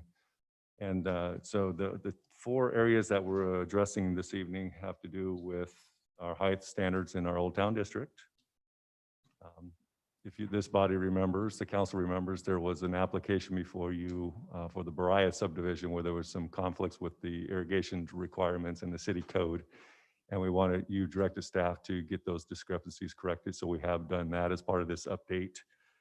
We're also making it clear with the adoption of the new comprehensive plan about 18 months ago that we want to limit comprehensive plan map amendments to twice a year. And then probably the larger discussion will be on the common driveways. And I did receive comments today from John Wardle and the BCA regarding our proposed changes to the common driveways. So with that, I'll go ahead and dive right into my presentation this evening, and I won't go through all these line by line, but I want to point the council to this particular change that you have in front of you. This is something that came about as a result after the Planning and Zoning Commission hearing. So we realized, we heard, if you recall, we had a conditional use permit last year to allow some taller buildings in our downtown, in our Old Town District. And the way the current code is written, it requires a conditional use permit to do that. And so at the request of this body, we were asked to look at those height increases and see what we could do to modify the code to allow greater flexibility without having to send everyone to a conditional use permit. And so the first 2 items that I will be discussing with you tonight addresses that particular change. And this one before you on your screen is a new one that came up again after the Planning and Zoning Commission, because we realize that there may be cases where buildings can be shorter or less in height than 35 feet. And so we wanted to treat Old Town zoning consistent with our other zones. So we allowed for a process. This particular change allows for an increase or decrease in height up to 20% by the director. And then anything over that, over the 20% would require the conditional use permit.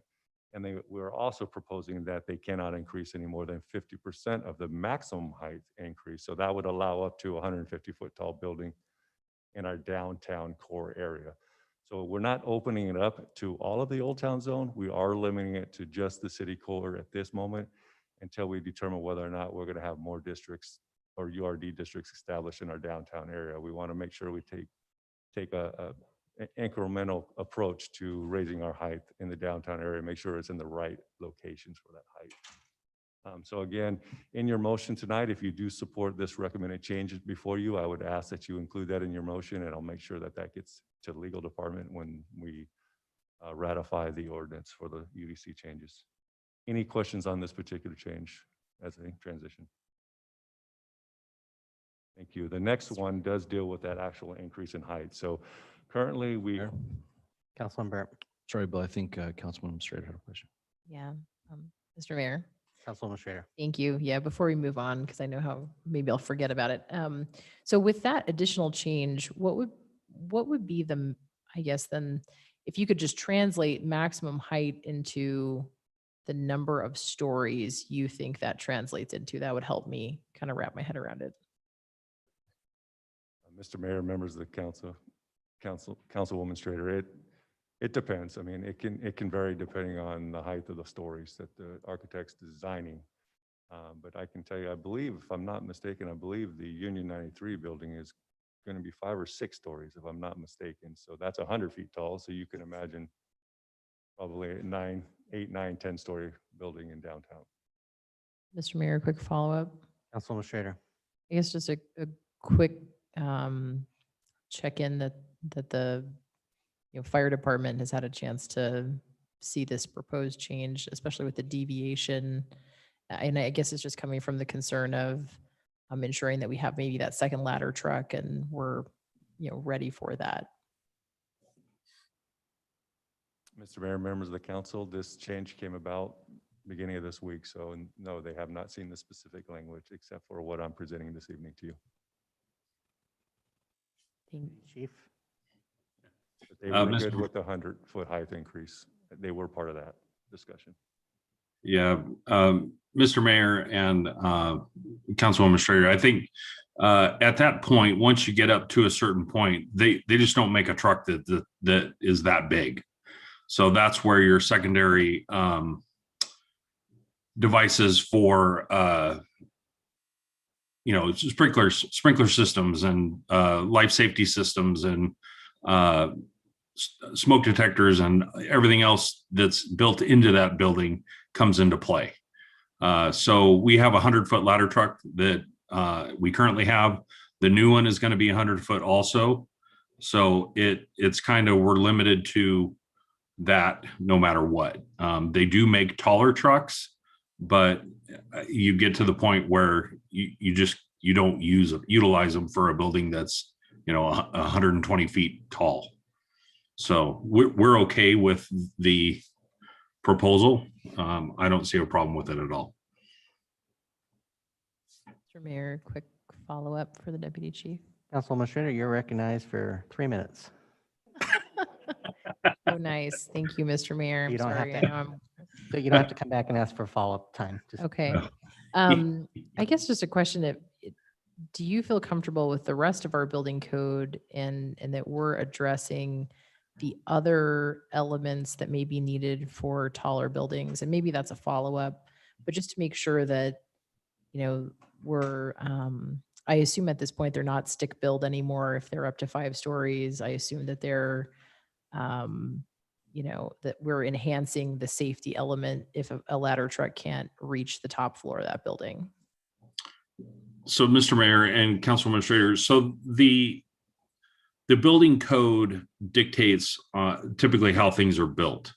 So the buildings across the street that are being proposed are what's called platform construction. So the first 3 stories will be concrete, and then it will be wood construction on top of that.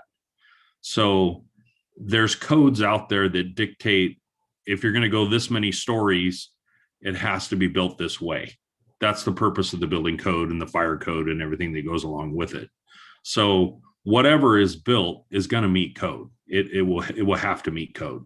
So whether they build it out, it's just how are they going to build it? Is it going to be built out of steel? Is it going to be a type 1 construction, or is it going to be a limited combustible building? There's many different ways of building a building, and now even in this new code section that we're using, you can actually build, I think it's up to like 12 stories with large timber. So it's the technology that's out there is changing rapidly, and again, anything they build has to meet code and has to meet earthquake standards. So we're covered either way.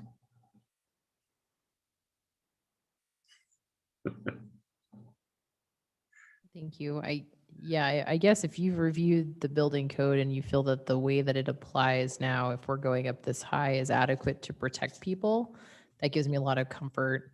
I'm just surprised that we would still be using timber up to 6 stories and that's safe. But if you're saying that that's safe and you've reviewed that and you think that we're adequately covered, I'm okay on this. Yeah, Mayor and council, again, all of it would have to meet code. And that's why we have an awesome building official. Sam and his team will make sure that whatever is built meets code. And then we come in behind them with the plumbing code, the residential mechanical code, the electrical code, the fire code, plumbing code. We all come into that shell and make it the safest that we can. And that's where with something that tall, that's one of those projects where we would get Pam and our public education crew out there. We would get to meet with the property manager of those buildings to make sure that they have, safety plans in place and evacuation plans and all of that. So we just because they build a building, our job's not done. And then obviously the crews would be going out there to walk the buildings, to study them and to train on that particular building. We do that all the time with the new buildings that are being built down at like 10 Mile and Franklin. So we're good. Thank you. Council, any additional questions before we move on to the information? Mr. Parsons. Thank you, Mayor. So yeah, this other change does coincide with that. So right now, staff is proposing that we have a minimum height of 35 feet and a maximum height of 100 feet. And then all other areas outside of the core would still be allowed to go up to a maximum height of 75 feet and still be subject to this 2-story minimum.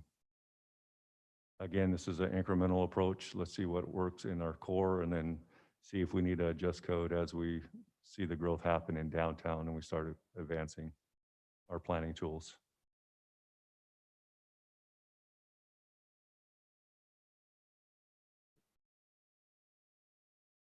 Next change has to do again with the ditches, laterals, canals, or drainage courses. Again, we did clear up that verbiage in code and just further define that you do have the ability if a water amenity or if a linear open space is designed as part of the open space, you have the ability to waive the fencing if the irrigation districts won't allow it. So it's been clarified and got that issue rectified for this council.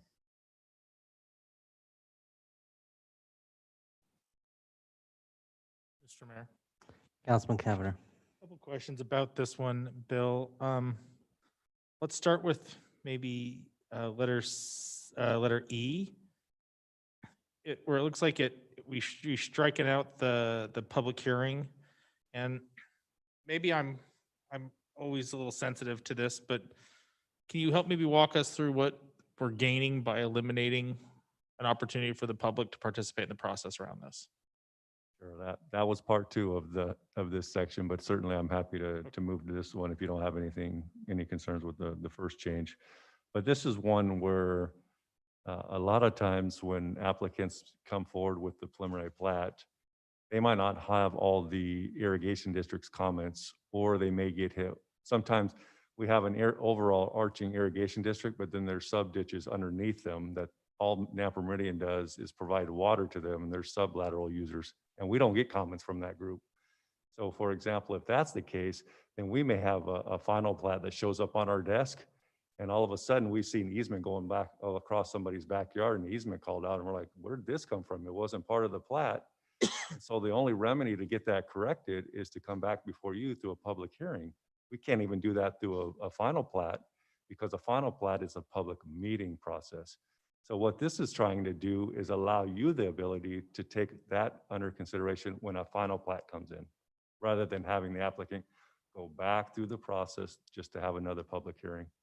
A lot of times these issues, they can pop up at the public hearing, but a lot of times the issues are maintain my water to my property, or I want to know what the drainage is. And that's already addressed in code and that's addressed in state code. So in my mind, we're just trying to get this in front of you without convoluting the process. We're trying to make it so that it can happen at different stages in the process. That's the purpose of the change. Mr. Mayor, follow up if I may. Councilman Cameron. On letter B, 3A, where it states the decision-making body may waive the requirement for coverings such ditch, I assume that means the city council, or does that mean something else? Mr. Mayor, members of the council, Councilman Kavner, that means something else. That means whatever application comes into the door and require in our code. So in our chapter 5 of our code, the code delegates who the decision-making body is. So for example, if someone is at CZC level, that doesn't require it to come to you for action, but they may have an open ditch on their property that they need to cover. So that would give the director the ability at that point to allow it to remain open or waive some of these requirements rather than having to come back to you as part of that process. So we tried to make it soften the code a little bit so you're not always waiving those decisions. It happens at all the various stages or application types under the current code. Mr. Mayor, one more if I may. Councilman Cameron. Bill, some of the comments that we received from stakeholders voiced some concern about some of the arbitrary language that I think at least the perspective that I was seeing from the letters was that, well, we're intending to simplify this and make it easier for people to understand that maybe it's not doing that. Again, I'm not the smartest one when it comes to this stuff. So I obviously I was confused as well. And I'm just curious if after you saw those comments, if there were any additional changes or recommended changes to help address some of that confusion. Yeah, Mr. Mayor, members of the council, no, we did not. I looked at those comments. It's something that the attorney's office and the Parks Department and myself discussed as we were working on this rewrite to simplify things. But there's various sections in our comprehensive plan and in our code that addresses all of these different waterways. And so we felt keeping it consistent with what we already have seemed to make a lot of sense. If you talked with the irrigation district, they're going to tell you there's no such thing as a creek. They're going to tell you they're all man-made waterways, and so they don't even support a lot of these things that we want protected and improved as amenities and left open as waterways because they are designated creeks in our comprehensive plan. They don't even recognize those as creeks half the time. So again, we want to be consistent with our plan. So we feel what we have here, I think Mr. Neri even commented that, we just have to move forward with these changes. That's how we're set up. And so it's one of those where we kind of agree to disagree. We're going to stay consistent with what we have in our comp plan and in our mapping and our GIS system.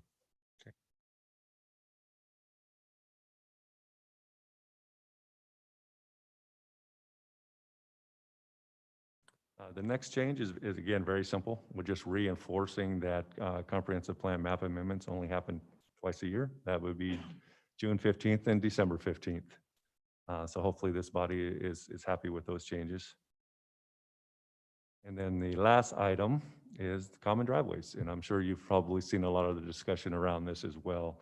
And so originally when I took this before Planning and Zoning Commission, I had not recommended a change to reducing the number of units. Because back in 2010 or 11, and the developer actually came forward and recommended a change to this section of the code. And they actually changed it from 4 to 6. And they did that because some of the developments they acquired during the downturn had some unique challenges where they could get more units off a common driveway, and they have worked very well. We also spent quite a bit of time with the UDC focus group discussing this topic. And at the time, I had agreed to actually remove it from this round of changes because I felt like we did need more time to look at this issue and study it to see if there was, I think we probably need to expand upon some of these requirements in our code. What those look like now, I don't know.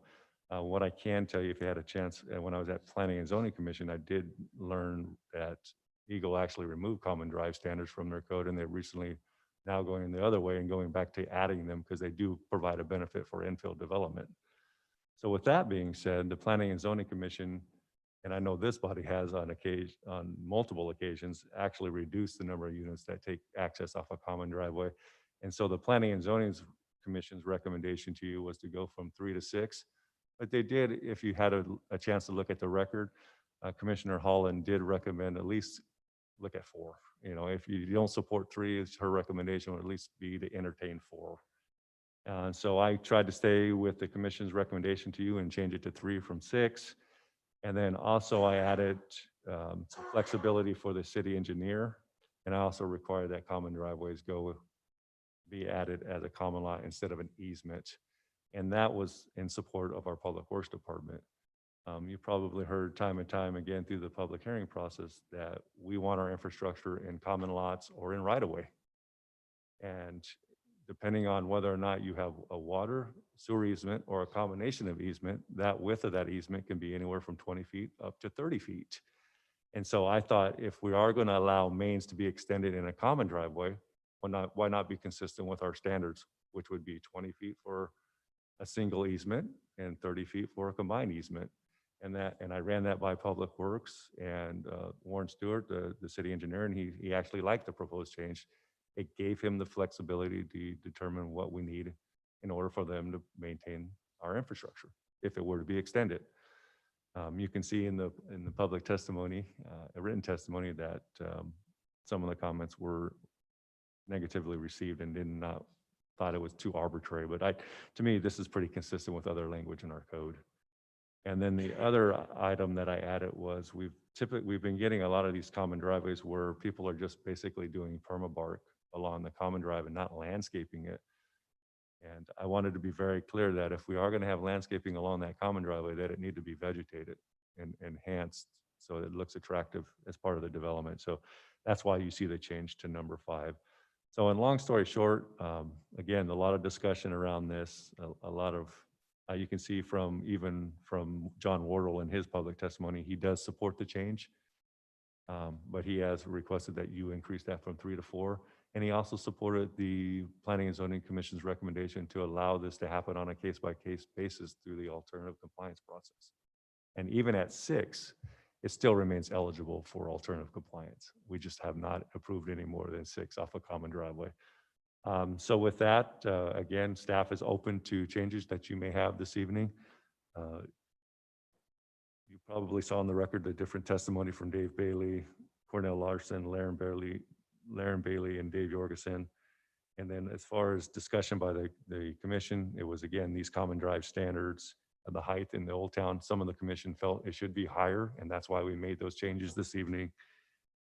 And then no outstanding issues for you. And then as I close in my presentation, John and Dave Jorgensen also submitted testimony today. So with that, I'll go ahead and conclude my presentation. Stand for any other additional questions you may have. Thank you, Bill. Council, any additional questions for staff? Mr. Mayor. Councilman Schrader. Thank you. Was curious also about what I didn't see, and I was just wondering, will we get additional waves of UDC changes that will come, like, for example, regarding open space or other topics? Are we expecting updates to other provisions as well at a later date, and we're kind of doing these in batches? Or was just curious if we have an update on what's coming out of that working group and when we might see those. Yeah, Mr. Mayor, members of the council. Yeah, as I mentioned in my opening statements, this is phase 1 or round 1. There is a much larger one before this body on June 1st that will address open space in 3G, multifamily open space, landscape improvements, and then other various code sections. So it is a larger one and will take more time in front of this body, but I do anticipate changes that came from commission as well. So that is a working document as well. So you'll see we'll be asking for further modifications to some of those changes, but yeah, anticipate those in 3 weeks or so.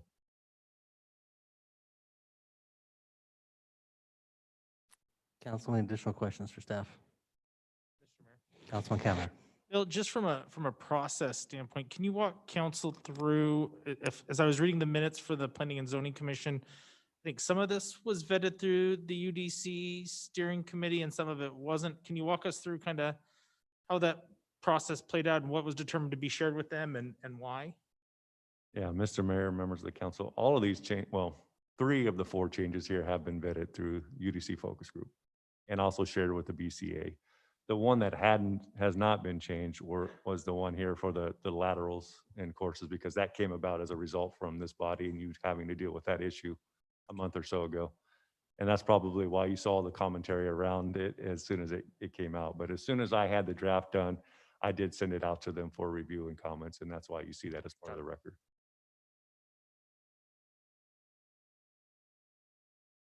Mr. Mayor. Councilman Hoagland, you are recognized. Thank you.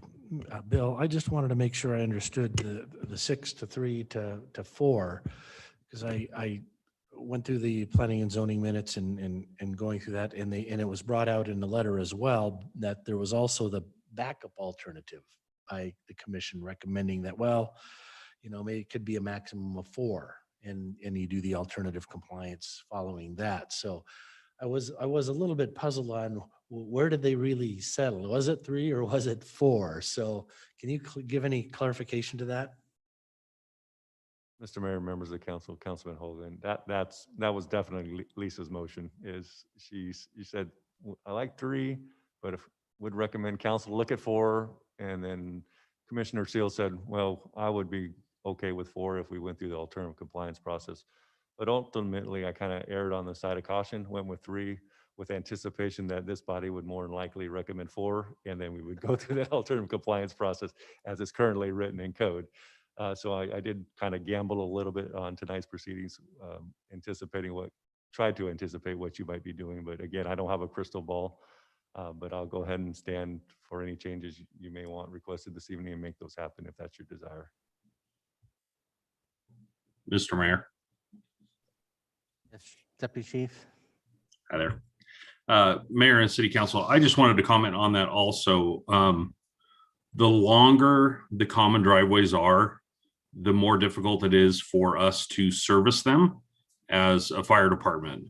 So if you get like 4 to 6 houses on a common driveway, that common driveway gets long. And then because it's just open space, there's the temptation to park a boat there, park a camper there, put an extra car there, jam it full of cars when there's visitors. So the fire department supports the 3 number just because it's less in case that driveway is packed with cars. We can at least pull a pre-connect, get it down the driveway into the house.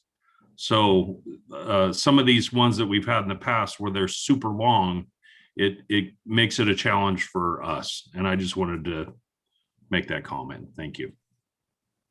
And I'm just going back in my head over the last year where this has come up. I don't know that we've had, I think this issue came up with the longest one being 4. I don't know that we've had any 5s or 6s proposed in anything. I believe council has been concerned with only as much as 4 in any application, unless anyone remembers otherwise. I don't recall any 6s or 5s where council got concerned. It was starting at 4. Mr. Mayor, Councilman Hoagland. I was trying to think the same way, and then I got to thinking, well, I think there were some stubs that we approved I want to make sure Bill can clarify, make sure it was 3 and 3 on each side. So that made a total of 6. So I don't recall ever 6 in a row or 4 in a row, but mostly they were 2s and 3s on each side that we have approved. So, but to your point, Mr. Mayor, yeah, I don't recall anything. I think there's some 4s because 6s on 2 sides of roads would not be, or 3 and 3 would not equal 6. They would each be treated as 3. The common drive is the 3 on the left, not the 3 over on the other side of the road element. Or are you talking about a cul-de-sac, one simple with 3 on the north and the south side as a private? Is that a private drive or is that a shared driveway, a private road? Shared driveway. Okay, you could be correct then. Mr. Mayor, I recall it was Alpine Point, I think, was the one that we had a lot of conversation about. I think it was Alpine. One of those was 4 and 4, right? So, Mr. Mayor, to my question, that Bill, as I recall that conversation that we had, I know that Councilmember Hogan brought up a really good point about concern about getting garbage cans and garbage collection. So as part of that alternative compliance process, would that outline then a placement for garbage cans to be set out? I mean, how does that process play out? If somebody wants to come and do more than 4, how do we address some of those concerns that council has acknowledged recently? Yeah, Mr. Mayor, members of council, I think that's a valid point. I think that's why I said let's increase the width of the common driveway, because then we could accommodate for those trash receptacles if we had a wider common drive. I also know that in discussions with Republic Services, they're starting to pull into the common driveways now and actually get to trash collection if it's under a certain length. So great. They are working a little bit more closely with city staff to address some of those concerns. The other thing that Chief Barn General didn't bring up is that we actually have a conflict with his code and our code. So if I'm not mistaken, I'm putting my fire chief hat on, so correct me if I'm wrong, Joe, but apparently the fire code restricts it to no more than 5 dwelling units off a common driveway, and we were saying 6. So either way, we have to try to get this in alignment with IFC. So just, Joe, I didn't know if you wanted to chime in on that as well, just to make sure we're consistent with what your code says as well. Mr. Mayor, City Council, Bill, you hit it right on the head. Again, that's why I don't like 6 personally, but again, I'm just looking at the potential for the blocking of the driveways. And that's why whenever we get one of those, I require them to put signs up, no parking fire lane. So that way, if we do run across one of those, Meridian PD or code enforcement can actually ticket against it. So if someone's parked their boat in there or their RV or whatever, we can ticket it until it gets removed. Excuse me, Mr. Mayor. Yes, Warren. I just wanted to say thanks to Bill and for bringing this forward. He did hit on some important things from a public works perspective. Of course, we support, like the fire department, a fewer number of lots for a variety of reasons, whether we're putting main lines down those common drives and we have to operate and maintain those sewer and water mains, or whether the mains are out in the road and we have services. You can imagine if you're trying to run even 3 sewer services and 3 water services up a common driveway, that's a lot of trenches and a lot of congestion. And the more you add, the more congested it gets and the more complicated it gets to try and maintain all that infrastructure. So just, it's one of those things that's underground and it's easy to, you don't see it, but there's a lot of things trying to take place in those little bitty common drives, and the fewer houses that we have on those, the more space we have to actually, maintain and make that infrastructure work for our operations team.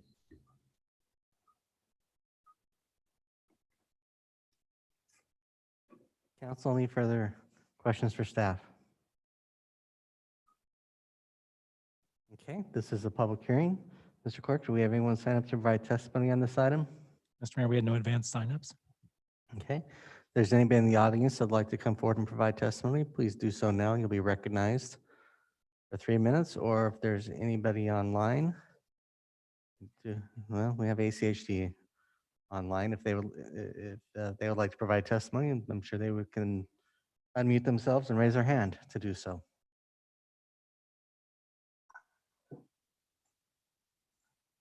Mr. Mayor, this is Christy with ACHD. I don't have any comments, but I'm so glad that you know that I'm still here. I'm always here with you guys. Thank you, Christy. Okay. Seeing no one wishing to testify, council, what's your pleasure?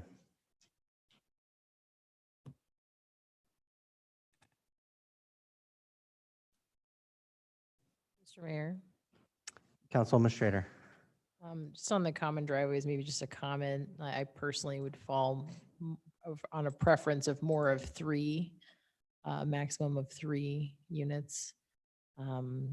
Seemed like a good recommendation by the fire department. I feel like looking back in the past year, most of the applications that have come before us, I think we've limited quite a few to that amount. But I don't have the same memory as Councilman Cavanagh, so. Mr. Mayor. Councilman Cavanagh. I appreciate, I think the recommendations that came from from the Planning and Zoning Commission. I thought a lot about this particular one, and for me, I feel comfortable with 4, maybe because it's an even number. I don't know. And just because it is 4 doesn't mean that we have to approve 4. If we have something that comes forth and we don't particularly care for it, or we think it's a concern, or if you get a series of them and maybe we want to restrict it, I think that we still have those options. So I'm supportive of the recommendation of 4. I guess not a recommendation. I guess that would be my recommendation, is that we leave it at 4. Recognizing that if somebody does something creative, they can go through alternative compliance for more. And if we don't like what they put together, we can always restrict it to 3 or 2 or none. Mr. Mayor, maybe Councilwoman Schrader? just to take the other side of that, I also think it's like we're putting out there into the world what we want to see as well. And so I think if we want to see the majority of these come through at 3, and then we could always make an exception up to 4. I guess I'm looking at it, the exact same side of that coin. So I'm sure we'll get to the right answer either way, but I don't know, at least the fire department's comments felt like if it was on the fence, that's what would push me over the fence one direction or the other. I'm not sure it's like I'd not go for it if we all decide. If the rest of us decide it's 4, I think I could live with it. Mr. Mayor, Councilman Hoagland? on the reduction, I was thinking 4 as well, just from the fact when I think of 3 and Councilwoman Strader, that's a good number and one we'd bantered about before. It's just the fact that sometimes there'll be the layout where it's 2 and 1. So I'm thinking is that going to be open space, or how does that work? It's got to be a unique parcel. So if you're doing 2 on one side and you're going to have that length of road, to me, that makes the even number make it 4. So, but again, it all depends on the layout of the design of the subdivision. It depends on how the land's laid out. Yeah, we may, as Councilman Kavanagh pointed out, that it might have to be less than that. And there may be situations under alternative compliance that it could be even more in the right situation. But to have that option there, I think is good. But I was thinking of 4 as well, just because of that even number in the 2 and 2. So, and I think that's where everyone looks at this a little different. I view shared driveways more as they're only on one side of the street as compared to the other. So maybe you split the baby 3 if they're only on one side, or if they do them on both sides of the shared driveway. Because part of it is length. The further deeper you go, so if you go 4 on one side, you still have challenges. But if you only go up to 3, it's a little less. Just food for thought.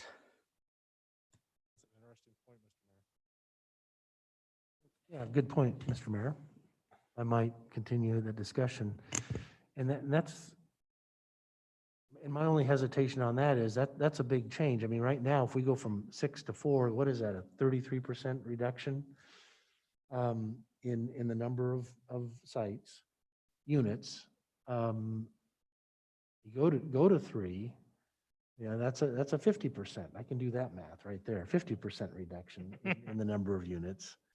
And that's where that's a big change from our current code, and it's not a bad thought. And I like your kind of the split the baby approach to it, to where you can have 4, but only if they're 2 and 2 across from each other type of function. So I guess that makes me want to ask Deputy Chief Bongiorno and Mr. Stewart, is it the length, or is it having houses on both sides? Which is the lesser of 2 evils in your world? Deputy Chief. Mr. Mayor and council, for me, it's the length that's the problem. So for the mayor's suggestion of 2 and 2, 2 on one side and 2 on the other, or 3 on a straight drive, that works for me, because again, it's that length that we're looking for and what the potential is. Again, for me, the biggest problem is the block driveway. That's going to be my biggest problem. If there's a fire at the end of the driveway, how am I going to get an engine either partway up it or down the driveway enough to get a pre-connect to where I can reach all the way around the structure. That's my concern with it. So it's definitely length. So if you have 6 that are on one side, or even 5 that are all on one side, that just makes that driveway that much longer, and that we would have to reach it. And I'm sure Bill can comment, but I know for us, the plans that like Brighton we looked at today, the most I've seen lately is 3. So Bill's nodding his head. Thank you, Bill. So I know I have not seen any more than 3 in quite a while. There may be a couple out there when I first became fire marshal, but lately 3 or less seems to be the magic, or a lot of people are just dumping them. They're not using them any longer, and they're doing the good old fashioned, curve. So that's my thought. Mayor? Yep, Mr. Warren. Yeah, I think from a public works standpoint, it's a combination of things. So certainly the length of the driveway, when we have to get a vacuum truck down there to the end of a manhole that sometimes is at the end of those, or a camera truck, things like that. Those are big vehicles, and getting those down those common driveways is challenging. You can't turn around down there, so you have to back out when you're down in those common driveways. But it's also the width of those common driveways, especially if they're requesting main lines in those common driveways, and we have to maintain them. We have to have certain distances from separation requirements. That's why Bill put in there that if we're going to put sewer and water in them, that they need to be 30 feet wide, because that's the standard easement, minimum easement for both sewer and water. 20 feet if it's just one of those utilities. But also, like I said, they also have to run all the service lines, even if we have the main lines out in the road and they're running service lines back there. You get 3 homes in there, that's 6 lines going down that road. You add 5 lines in there, and that's 10. That's 10 services in addition to all the other infrastructure, power, phone, cable, all those things that have to fit inside that little area. And it gets pretty congested and hard to work on. So just something to think about.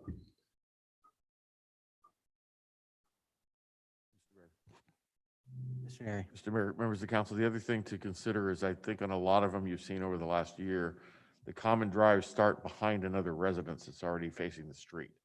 So you've got a residence, the length of a residence, and then the common drives behind it. So you really have many times, if you had 3 in a row, you'd have the distance of basically 1 side yard and the frontage of 3.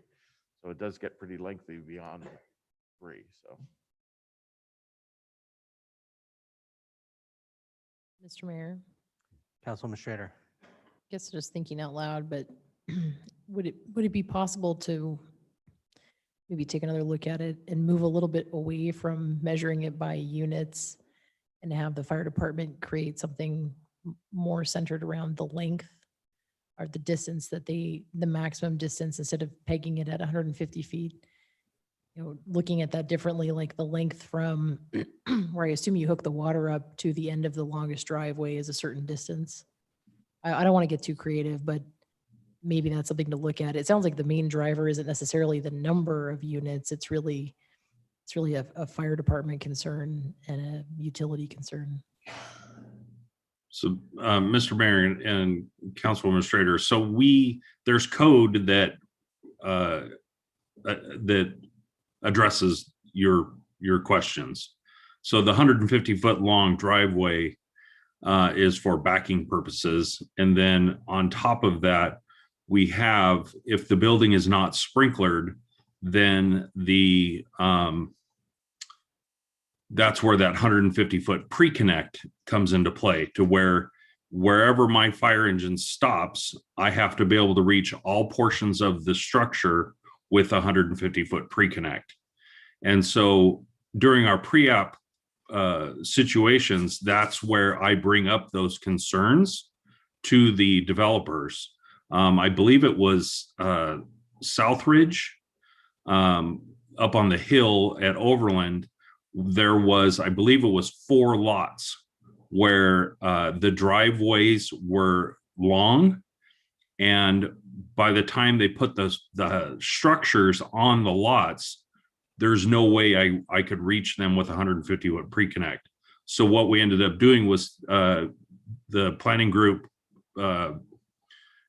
made it to where those 4 lots had to build fire sprinklered houses on them because we couldn't reach all points of those pieces of property with 150 foot pre-connect.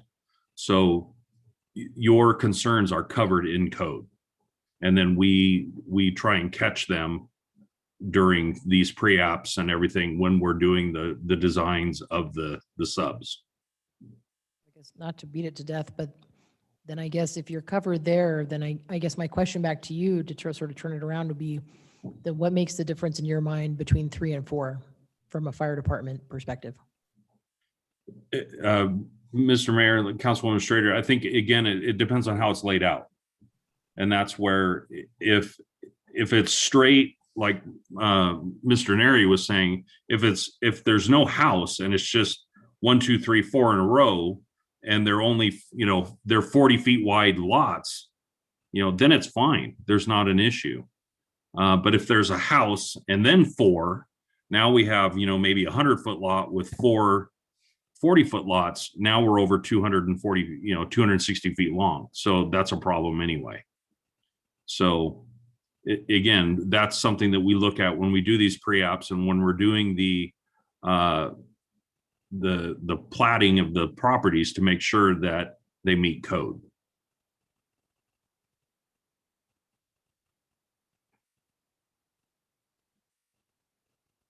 Council, what's your thoughts?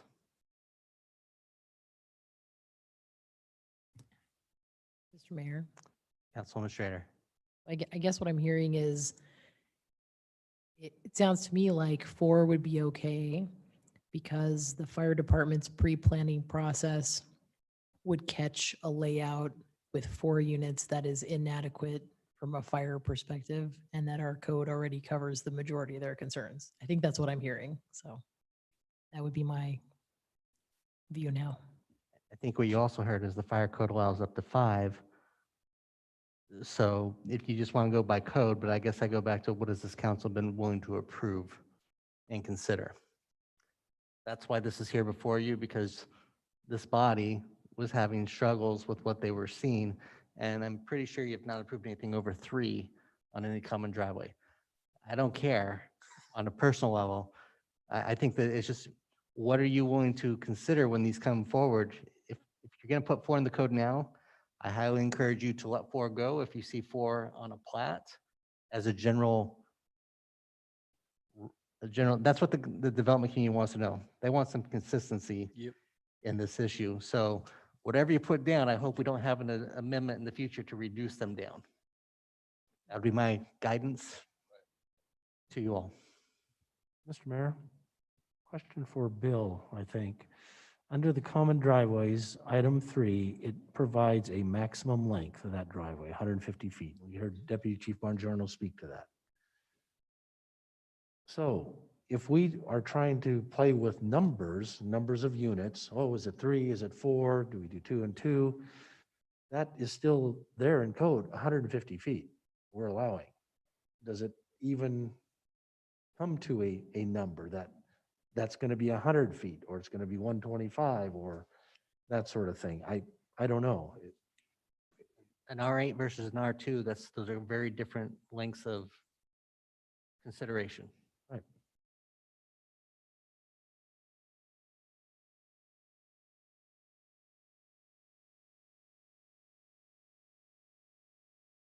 Mr. Mayor. Councilwoman Schrader. Yeah, I think the challenge to thinking back and on the ones we've looked at, it's not purely a fire department issue, right? And so I think we've done 3. I personally, my bias going into this originally was 3. I think I can be talked in by my other council members into 4. And I think I can live with that. If there's a way to split it so that it's a layout thing, I can't quite wrap my head around that, but that seems to make sense if we want to take that approach. Yeah, I mean, it's, people park all kinds of stuff on them. There's the utility, there's a lot of different aspects. Republic, I know that's come up. So, You know, if it was purely a fire department issue, that would be that, but it's just not. And I'm just going back to my memory. And these typically what you see is a cul-de-sac, what used to be a cul-de-sac now becomes a 3 on one side, maybe 3 on the other concept, 2 or 2. From that standpoint, the ones where they're on both sides of the street, I think is less common because it's an odder location, you know, from that standpoint, but yeah. We only had a public hearing process to figure out what looked good and make decisions individually on these. Sorry.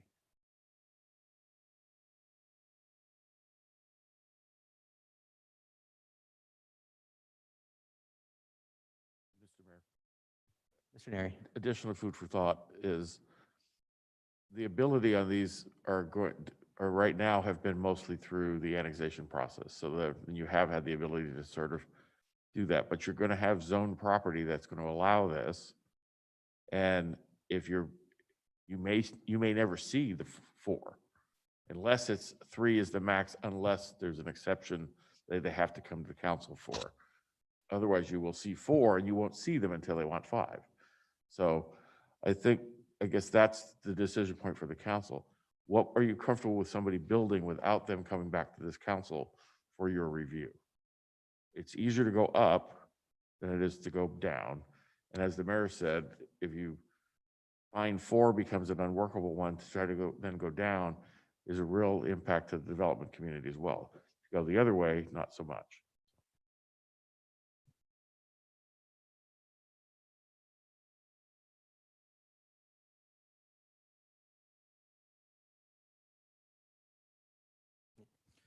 Mr. Mayor, Councilman Burnt. my only thought is to err on the side of being conservative. It's almost like open space issues.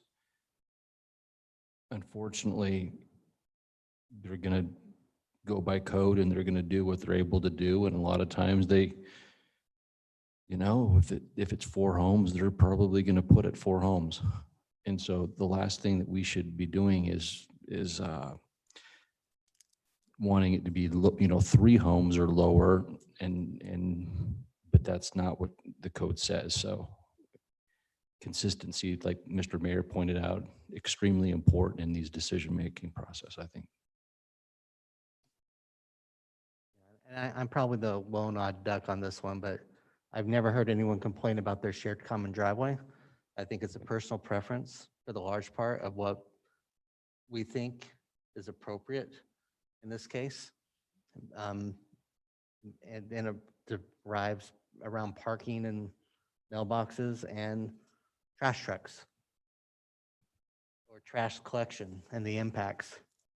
And that's stuff that, you know, hard to quantify those issues, in my opinion, because every layout is so unique.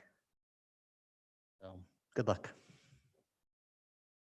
Well, Mr. Mayor, Councilman Hoagland. Mr. Neri and Councilman Burnt provide some good food for thought. I mean, that to go conservative, and then when they have those situations come up where they want more because of the layout of the land, it's easier to go up than it is to go down. So that kind of, as I mentally chew on that, it kind of makes sense.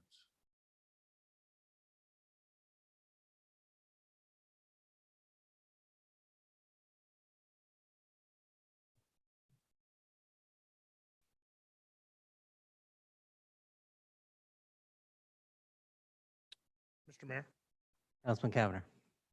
question for you or for Bill. I understand some of these were accelerated to be brought to us tonight.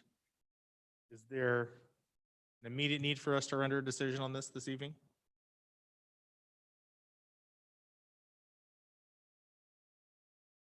Mr. Mayor, members of the council, you can certainly move this add it to the list of the other ones, or we can punt it until we can get the issues with the with the UDC focus group some more. I mean, that certainly was my recommendation. That's why it didn't make it on the list, the short list. But again, I was asked to add this because of the conversations that I had seen occurring, not only with you, but also the Planning and Zoning Commission. 3 seemed to be the magic number you all were approving with the plating process, as Mr. Neri had alluded to. So that's why it came forward. But no, you can remove this, or we can, I don't know, Mr. Neri, can we tag this on to the other changes we have going forward on June 1st, or should it kind of wait to the next round of UDC changes in 6 months or so? What's your recommendation on that?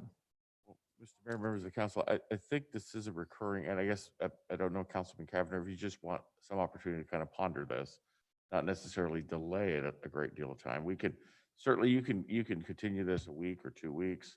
You don't have to tag it to the June 1st ones that are coming. If you just think you need some time, or there's specific information you would like staff to gather to help make a more informed decision for all of you, certainly can do that.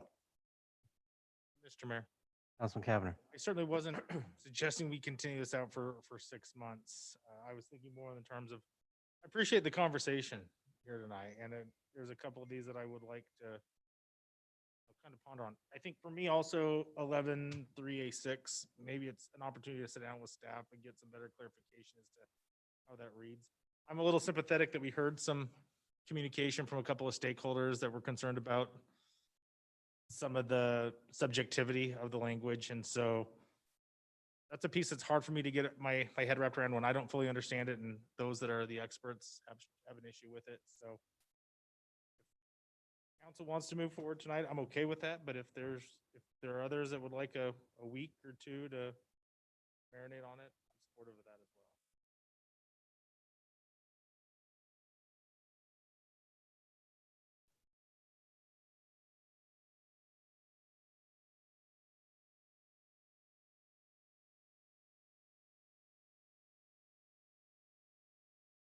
Mr. Mayor, Councilman Schrader.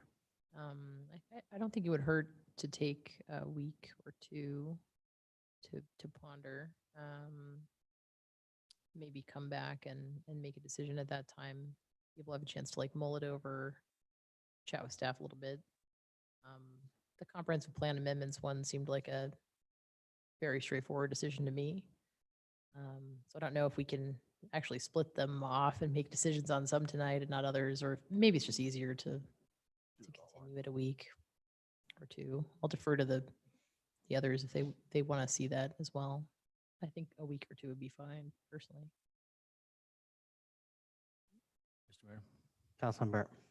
I'm ready to make a decision this evening, but if council members are wanting to wait a week or two, it's certainly not a hill I'm getting to die on. So, I mean, it's, I don't believe any of these issues are super imminent. So if you want to punt for a week or two, that's fine. Yeah, the only question, if we can even just do a quick little, is everybody okay with 3? Does anybody have an issue if someone brought forward a 3 with shared driveways? What about 4? Does anybody have an issue with 4 right now? Mr. Mayor, I'd like your idea of limiting on 3 on one side or 2 and 2. If the design is such where 2 across from each other, that would be 4 on a shared driveway. I mean, I'm okay with 4 if they're across from each other, and 3 if they're on the same side. What I'm asking is, I'm just trying to give Bill some ideas if he wants to look at changing any of this language so that when we come back, we're not redrafting on the fly. If there is something specific that we agree on now or don't agree on, or he can take and consider further. So you got at least one idea, Bill, if we want to approach it that way.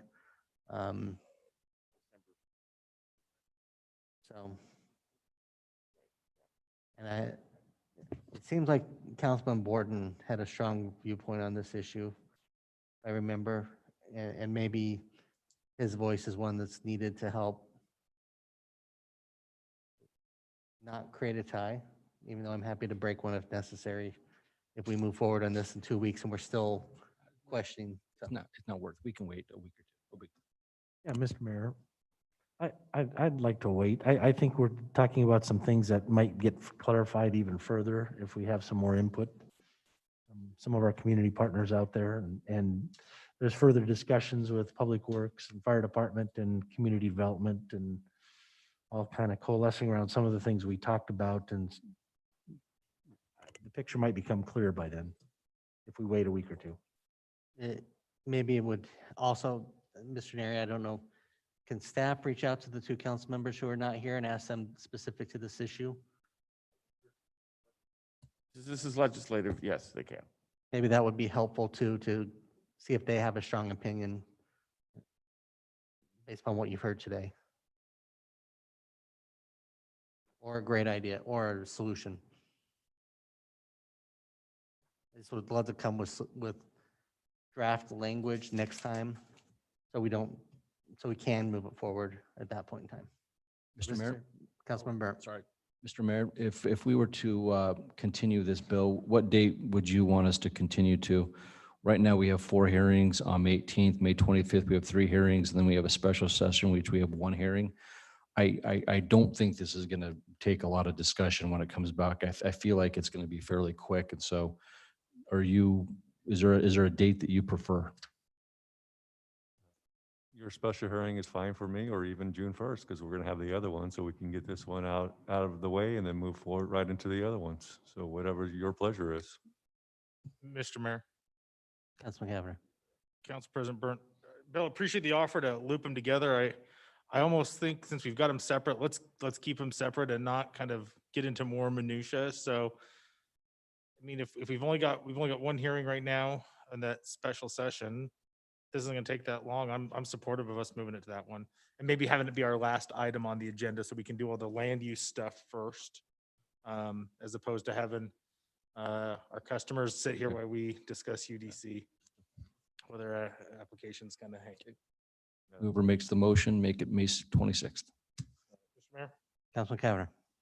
I don't believe we've closed the public hearing, so I'll continue our public hearing on UDC text amendments to May 26th.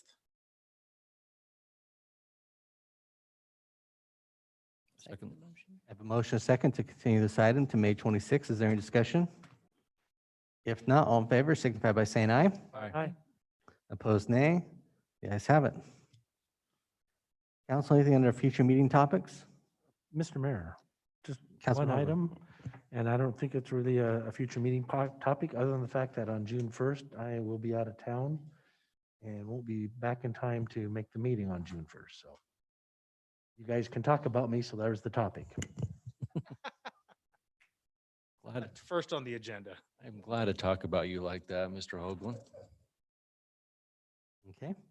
Well, with that, anything else, or do I have a motion to adjourn? Mr. Mayor, Councilman Burnt. I move that we adjourn.